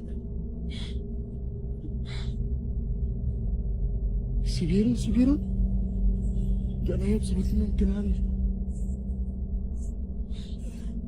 No mames. Esto es en la tienda de donde trabajo. Y bueno, eso es lo que pasa. La verdad es que ya van varias noches que se escuchan ruidos y se ven apariciones. Pero bueno.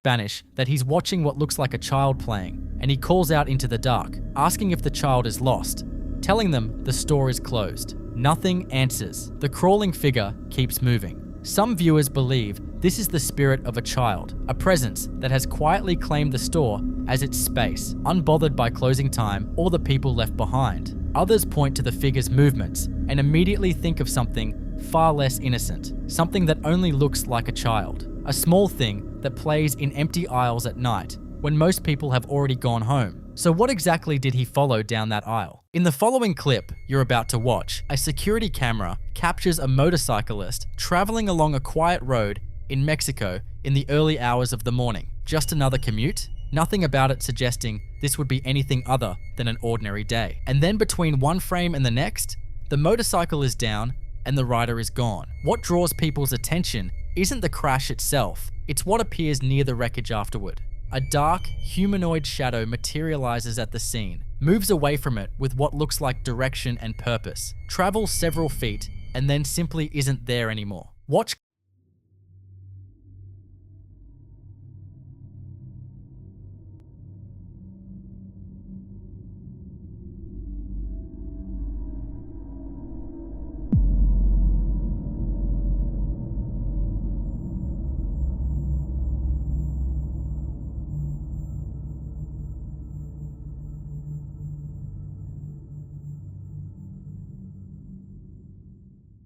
Reports confirm one person died at that location. Viewers who slowed the footage down frame by frame were the first to notice it, and once you see it, it's difficult to look past. Skeptics point to compression artifacts and pareidolia, the brain's tendency to find human shapes in ambiguous visual information, and those are fair arguments for a lot of footage that circulates online. But artifacts don't move with consistent direction, and pareidolia doesn't produce a shape that appears specifically after a crash and disappears only after it has traveled a deliberate distance from the wreckage. In paranormal research, footage like this sits in one of the rarest and most debated categories. The possible capture of something departing a body at the moment of death, consciousness leaving in the only way it knows how, completely unaware that the body it just left behind isn't getting back up. That last part is what lingers, because whatever that shadow was, it moved away from the wreckage like someone who still had somewhere to be. So what do you think? Did that camera accidentally document the last moments of someone who had no idea it was their last day?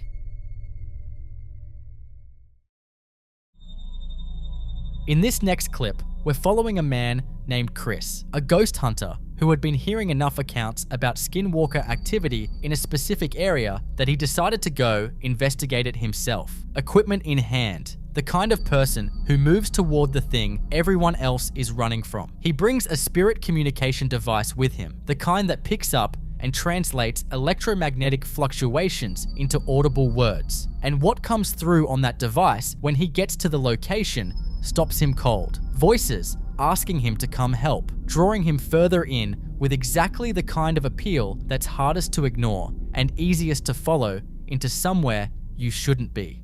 Watch. Yo. Hello? Did somebody just walk through there? Hey, if you're there, I'm not here. I'm just doing some ghost hunting stuff. Somebody just walked right through there.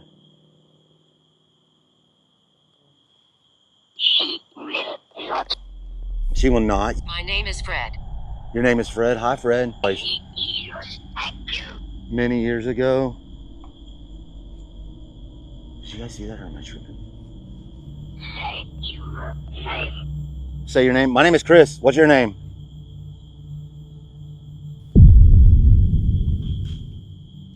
What the fuck, bro? Okay. Help us talk? Okay. Holy shit.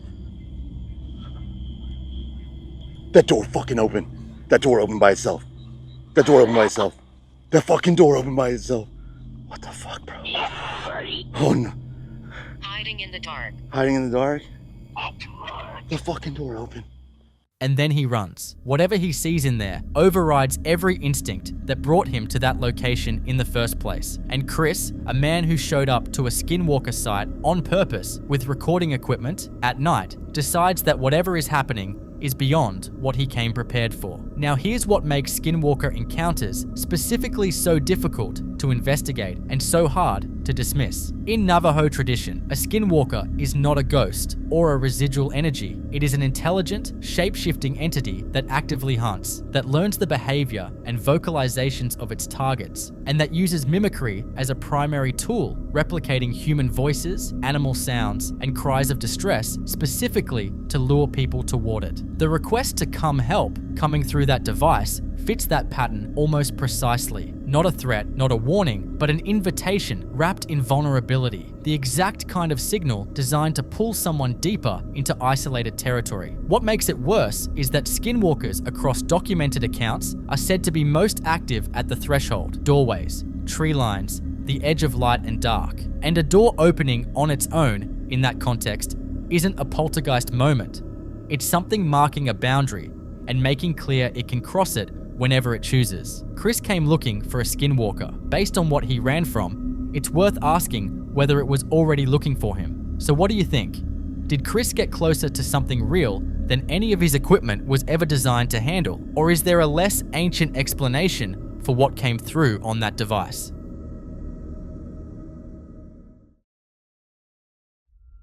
In this next clip, a security guard is doing his rounds inside a residential subdivision in Leon, Guanajuato. Gated community, empty houses. The kind of assignment where the biggest concern is usually staying awake through the quiet hours of the early morning. He's supposed to be completely alone, and then he starts hearing children. Not one child, not a sound that could be a television left on somewhere or an animal in the walls. Children, voices coming from inside an empty house during the early hours of the morning in a subdivision where no one should be present, let alone kids awake and making noise at that hour. He gets it on camera, and what he captured has been difficult for people to explain away.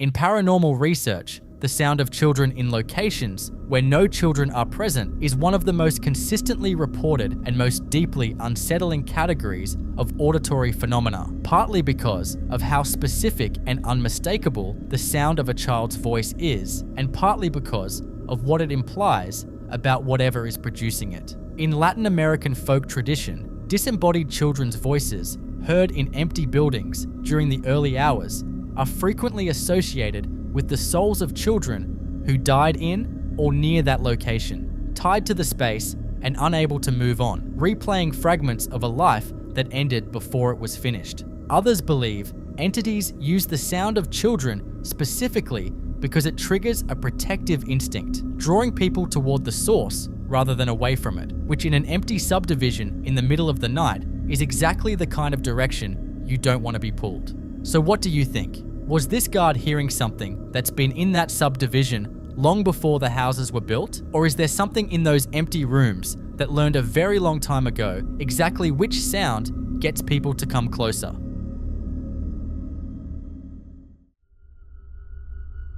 In this next clip, Frank, a paranormal investigator who seeks out some of the most historically charged locations he can find, has made his way into an abandoned hospital with an incinerator room that already carries the kind of atmosphere that makes you want to keep your back to the wall. He's got a thermal camera with him, the kind that reads heat signatures rather than light. And what it picks up in that hallway is not something he was prepared to find. Watch.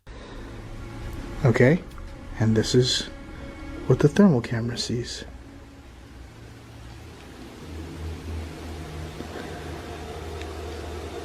Can you peek at me one more time? Look at that. It just gets really blue, and that's a cold signature. Look at that. and then it goes away.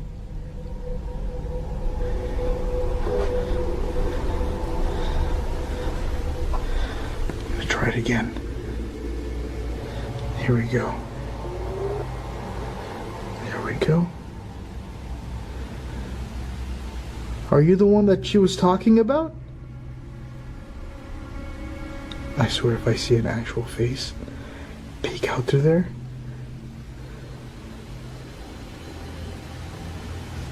I might not be as brave. Look. Look at that. That is literally the corner of the... Oh my God.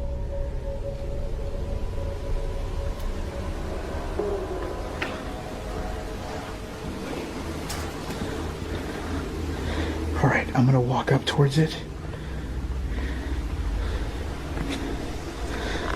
I wanna make sure, bring up my brightness.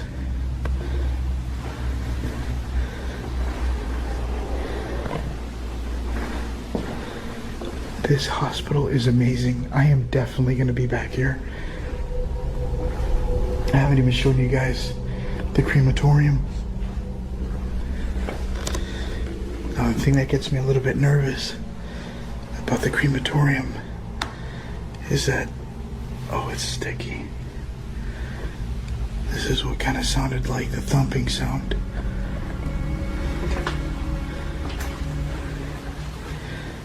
You can see how corroded this whole area is. And this is where it actually starts to stink a lot. And that's because of what they burnt down here as far as remains. But look at this.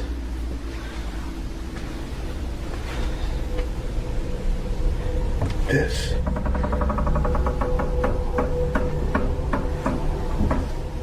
is the cremation room.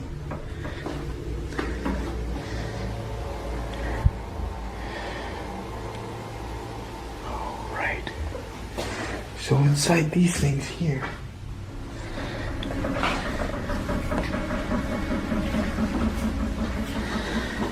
is where they would throw body parts, either children body parts or legs and arms, and they'll throw it into incineration. See?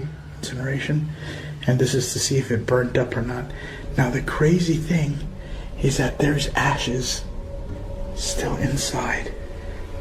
Look.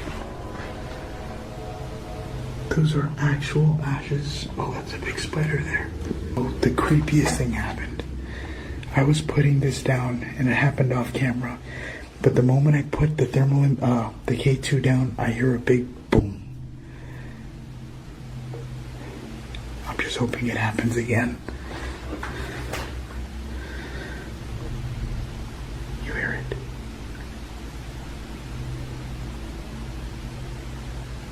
Let me make sure it's on.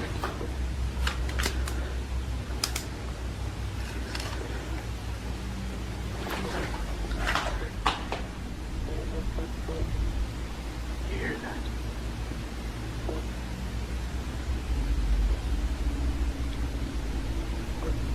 Hello?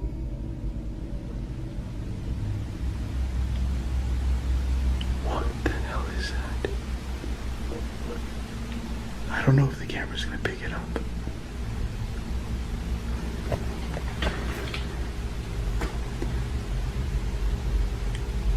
Hello?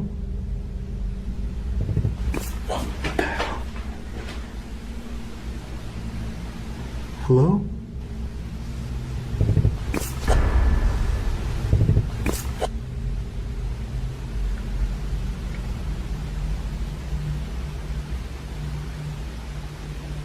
Okay, that is creepy.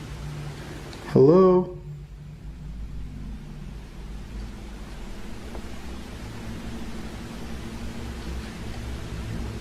Are you making noises?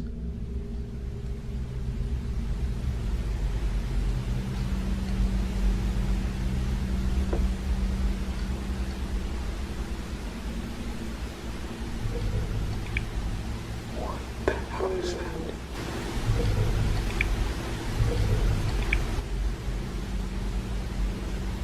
Right now, you guys are inside. Listen.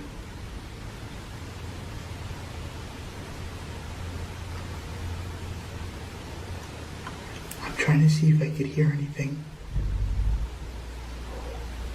A thermal camera doesn't produce shapes from shadows or turn dust into figures. It reads temperature and temperature only, which is exactly what makes what Frank captured so difficult to dismiss. Something in that hallway is responding to him directly, and whatever it is, understands the difference between being watched and being ignored. In paranormal research, thermal anomalies that display humanoid form and respond to direct communication are considered some of the strongest indicators of an intelligent presence.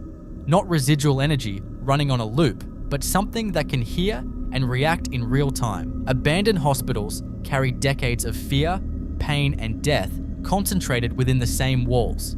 The kind of accumulated weight that creates the exact conditions for a presence to form and sustain itself long after the building empties out. An incinerator room specifically carries a particular heaviness, given what those spaces were used for and what was lost inside them. Whatever Frank's thermal camera picked up in that hallway knew how to be seen and knew exactly when it wanted to disappear. So what do you think? Is this a former patient still wandering those corridors, or something that has been feeding off that building's energy for a very long time?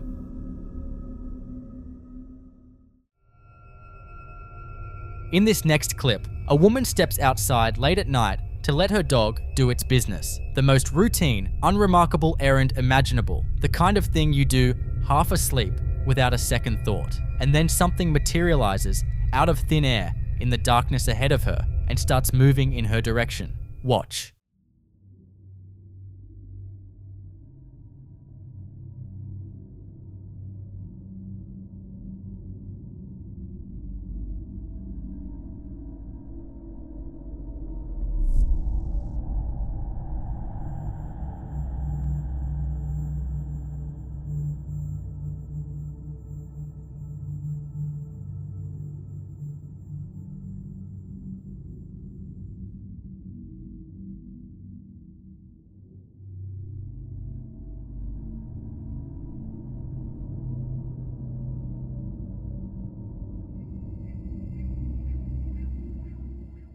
She doesn't hesitate. She's back inside that house before whatever it is can close the distance. And when the camera catches the spot where it was standing moments later, there's nothing there, gone as suddenly and completely as it appeared, leaving no trace of how it arrived or where it went.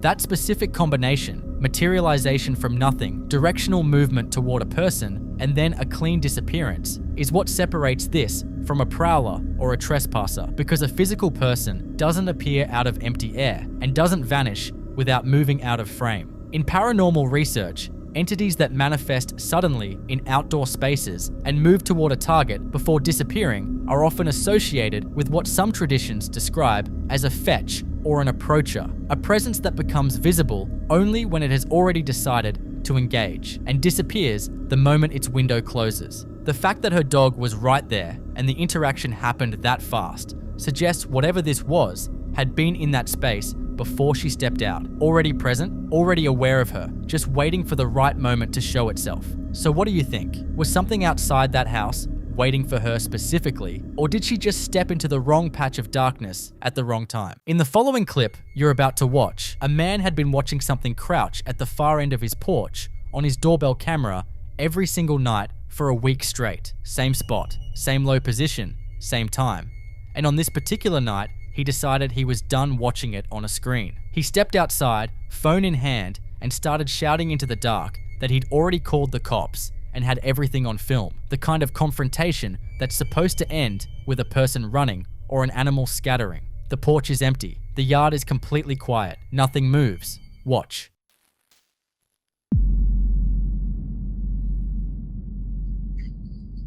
I've seen this person outside my house every night this week on the doorbell camera.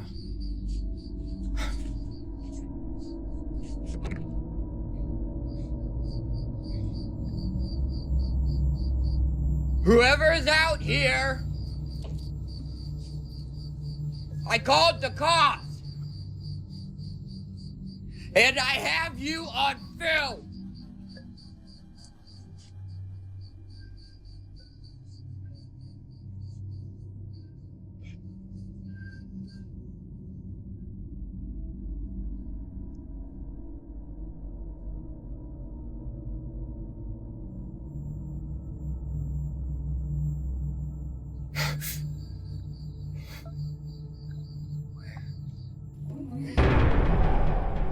Oh my god! Oh my god! As he turns back toward the house, something is looking out at him through the slats of the blinds. A woman with long dark hair, a yellow top, and eyes that are completely white. No iris, no pupil, just blank, with her mouth slightly open in something that sits just wrong enough to not be called a smile. Then the blind snaps shut. And if you go back and watch the first pass along that window, there's nothing visible through the slats at all, which means whatever was standing inside that room either wasn't there yet or didn't want to be seen until he turned around. In paranormal research, entities that position themselves at windows and doorways are considered threshold presences, beings that operate specifically at the boundary between inside and outside, observed and unobserved. And the white eyes reported across multiple cultural traditions are consistently associated with something that isn't fully human in its current form. A vessel, an apparition, or something wearing a shape it borrowed rather than grew into. The detail that lingers most is the week of crouching at the end of the porch, because whatever was out there every night wasn't lost or wandering, it was watching, and it had been doing it long enough to learn his schedule. So what do you think? Was something waiting outside that house all week for him to finally come out, or had it already been inside the entire time?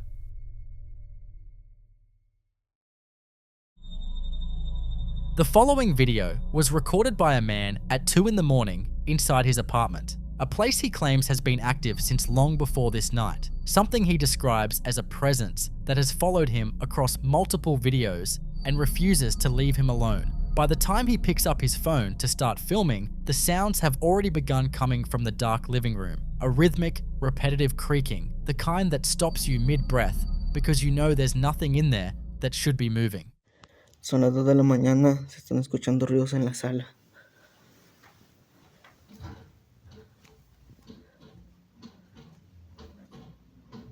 Está moviendo la silla, raza. La madre. Escucho algo acá, raza.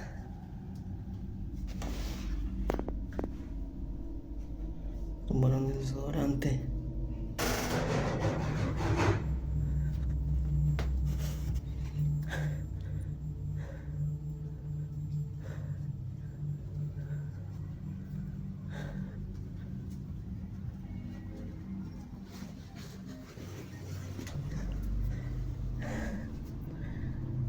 ¿Qué estará pasando, banda? Madre.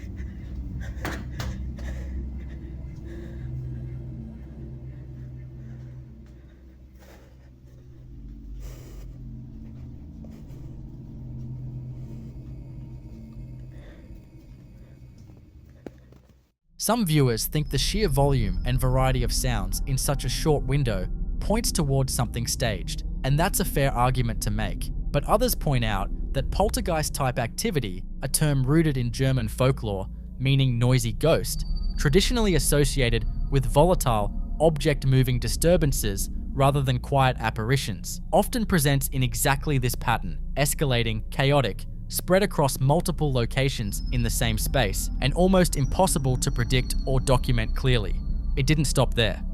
An hour later, he's back in the same bedroom, woken from sleep this time, and whatever he'd been dealing with at 2 a.m. had apparently not finished. Listen closely. Raza, son las 3 de la mañana, se siguen escuchando muchos ruidos allá afuera. Quieren abrir la puerta, raza. ¿Qué está pasando? Ay, Dios mío. A violent crash erupts from the dark room adjacent to the bedroom, something heavy hitting the floor with enough force to send him scrambling for the door, gasping, fumbling with the handle, unable even to look back at what caused it. The sounds in the first clip were loud and frightening, but this one lands differently because he was asleep when it started, which means whatever is happening in that apartment isn't waiting for him to be watching anymore. Some who've followed cases like this believe that shift from activity that occurs while the witness is awake and filming to activity that interrupts sleep signals a deeper level of presence, something less like background noise and more like deliberate intrusion. Skeptics will argue it's a neighbor, a settling building, anything that doesn't require a paranormal explanation. But if you've watched both clips back to back, you already know what question is sitting at the back of your mind. And if you're enjoying watching this video, like and subscribe. At 3 in the morning, alone in that apartment, what would you actually do? In this next clip, a woman is parked outside at night, filming from inside her car, and she's clearly shaken. She describes watching something move across her rearview mirror while she was sitting in the vehicle, something that tracked from the back of the car toward the front, visible both through the mirror and from outside the window. According to her, every time she looked away, she'd lose it. But when she looked back, it was closer. Look closely at her side mirror, you'll see what looks like 3 shadow beings. I understand this is probably gonna sound insane or look like a blur to you, but I was crying. I watched this thing move across in my rearview mirror when I was driving back of my car to the front. I could see it from outside and in the mirror. I got out of my car, like staring at me, but if I looked away, I couldn't find it until it was closer. I have never felt fear like this. The hair on my arms was standing up. I was crying on the phone with my mom, waiting for my stepdad to come over because I couldn't believe this is what I really saw. Her voice barely holds together as she recounts it. She says she's never felt fear like that in her life, that the hair on her arms was standing up, that she ended up on the phone with her mother, waiting for her stepfather to come over because she couldn't process what she'd just seen. That ambiguity is exactly what makes this so difficult to dismiss. Some viewers think the distress in her voice alone tells you everything. That kind of fear is hard to fake. Others believe she may have encountered what's sometimes described as a shadow entity, something that exists at the edge of perception and retreats the moment you focus on it directly. You decide.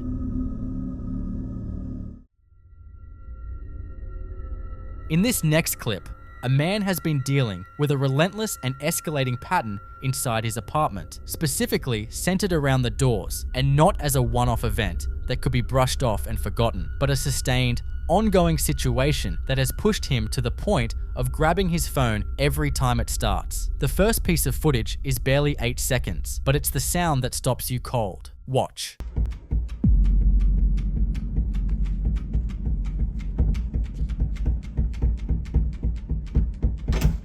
A rapid rhythmic clicking and tapping emanates from the door itself, persistent, almost mechanical, like something working at the latch from the other side, and it stops the exact instant his hand makes contact with the handle, not before, not a moment after, which is the detail that moves it out of the category of a loose mechanism and into something that feels more like a response. Like whatever was doing, it knew he was there. It didn't stay contained to the door. Shortly after, he finds his 2 dining chairs pulled out from the table and positioned at odd angles in the middle of the room, and his immediate reaction makes clear he didn't leave them that way. His cat Rory is visible nearby, and skeptics pointed to that immediately, but 2 heavy dining chairs displaced simultaneously at those angles from a single small cat is a stretch that most viewers weren't willing to make.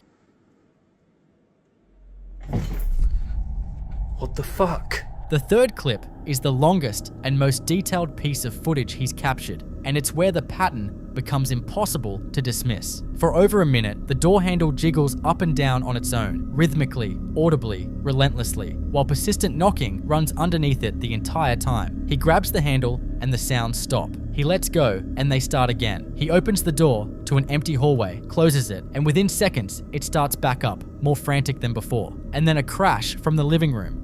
And when he turns around, the cat tunnel that had been lying on the floor is sitting on top of the couch. "I know Rory didn't do that," he says, and you can hear the fear settling in behind the disbelief. See, it's still happening. Honestly, this is all the time. Whoa, Jesus.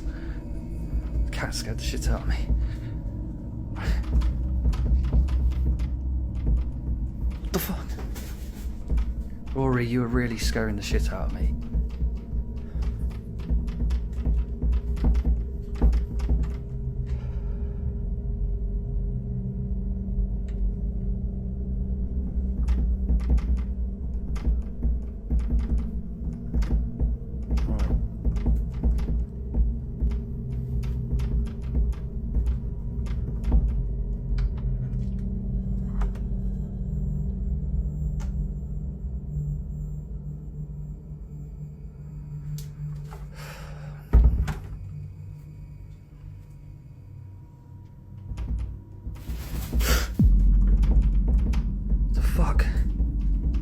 I know Rory didn't do that.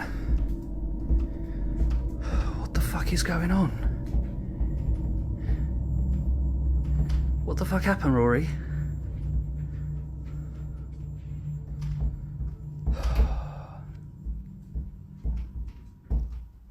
In paranormal research, this specific progression, isolated sounds, giving way to object displacement, activity concentrated around thresholds and enclosed spaces, escalating in intensity over time, is one of the most consistently documented patterns in poltergeist cases. An entity that builds and releases energy through physical disturbance rather than visual appearance, testing boundaries repeatedly until it finds one that gives. And then, on another night, locked inside the bathroom, the door rattles violently in its frame for over 30 seconds straight. And when he finally gets it open and stands in the doorway, a clear and distinct sound of rapid footsteps runs away from him down the hallway, light and quick, moving with direction, there and then gone.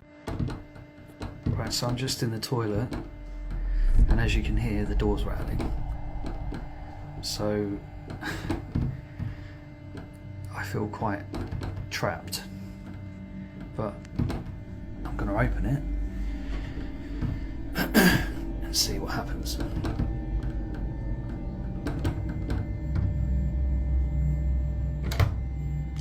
That would help if I actually unlocked the door, wouldn't it?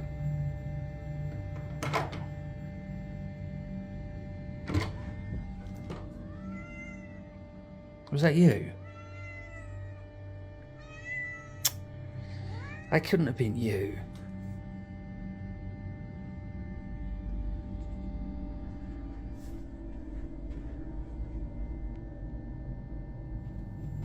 Oh, fuck off.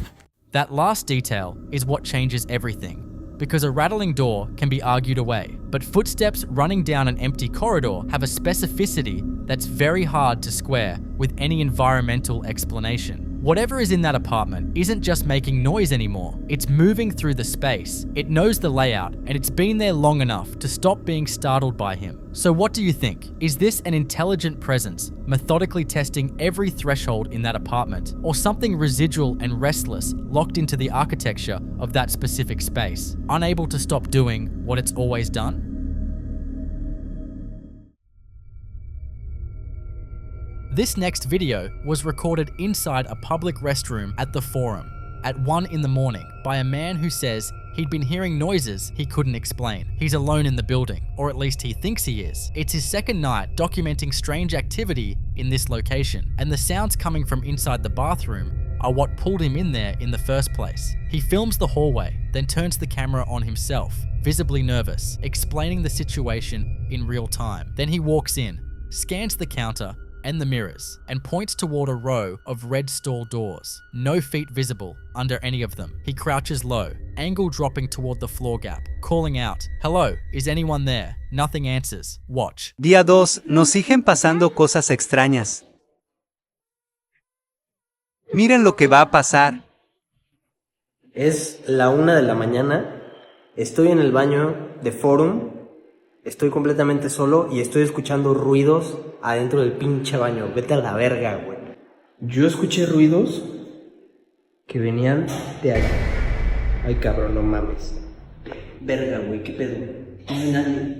No mames, ¿qué pedo? ¿Qué es eso? ¿Hola? ¿Hay alguien aquí? No mames, ¿qué pedo? ¿Hola? ¿Hola, hola? ¿Hola? No mames, no mames, no mames, no mames. The second stall door swings violently open with a loud bang, and he bolts. But if you listen closely, just before the bang, there's something else. A faint, high-pitched breath, almost like a child's gasp, right before the door moves. Some viewers think it's a hidden accomplice pulling a string. Others aren't so sure, because whatever made that sound, it doesn't quite match anything you'd expect from a person standing on the other side of a door.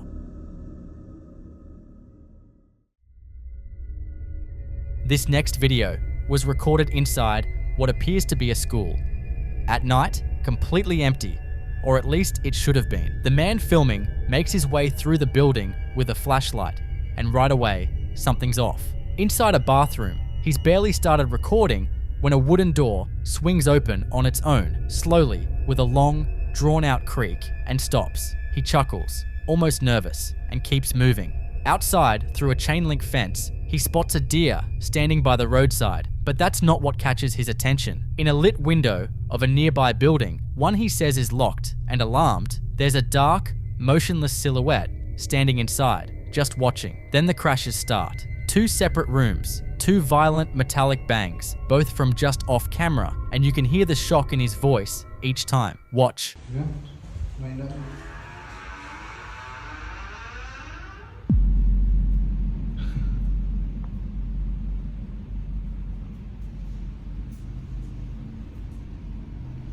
Esa puerta también. ¿Vieron? Dicen que mis videos son actuados, pero están viendo, no hay nadie. Estoy cerrando la puerta y miren a lo lejos se ve como si estuviera alguien ahí. ¿Alcanzan a ver? Pero no, lo otro, ahí está. Y ahí ya no se supone que ya no hay nadie, vean. Ahí está alguien. Ya no hay nadie, ya puse la alarma y todo y vamos para que vean. Y miren, vengo a cerrar y ya me voy.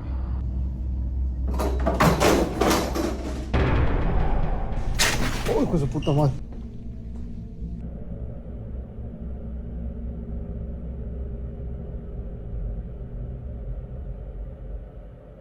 What gets people most isn't the door or even the sounds. It's that final shot. The security camera footage left running in the hallway. At the far left end, a tall, thin, dark figure slowly peers around the corner, holds there for a second or two, then pulls back out of sight. Some viewers think it's a shadow person, a term used online and in paranormal communities to describe dark, humanoid shapes that appear briefly and seem aware they're being watched. Others aren't convinced it's anything more than a person who shouldn't be there. But if that's the case, where did they go? You decide.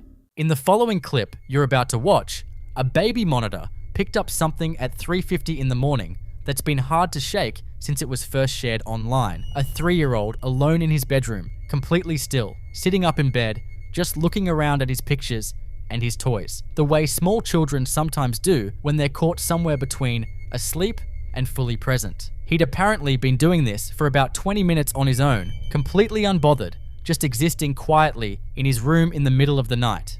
And then his head turns toward the corner. He looks directly at it, not the distracted glance of a child noticing something on the floor, but a focused, sustained look aimed at a specific spot. And then he starts saying, yeah, calmly, repeatedly, the way you respond when someone is talking to you and you're following along. His mum notes this isn't the first time. He has looked at that exact corner before, and he has spoken into it before, and he has never once mentioned anything about a ghost or shown any sign that he even fully understands the concept. Yeah.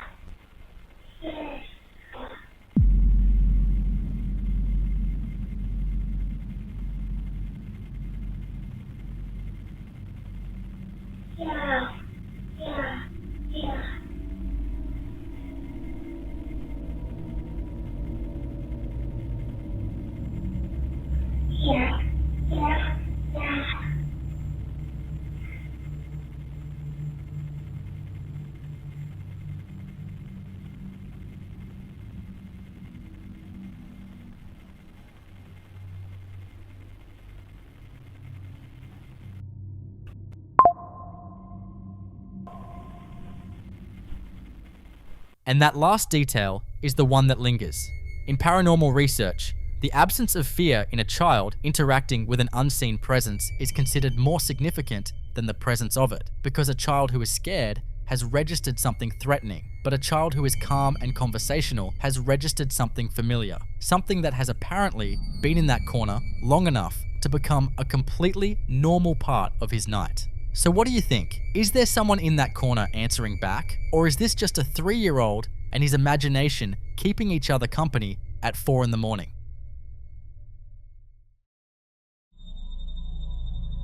In this next clip, a man is filming at night inside his kitchen, cookware hanging from hooks on the wall, the kind of ordinary domestic space that couldn't feel less threatening, the last place you'd expect to need your camera out. But something had already put him on edge before any of this started. A silver pot hanging on the wall begins shaking on its own, not rattling from a passing truck or a vibration moving through the building, but a focused, deliberate trembling isolated to that single pot, while everything else hanging around it stays completely still, which is the detail that makes this one so difficult to explain away.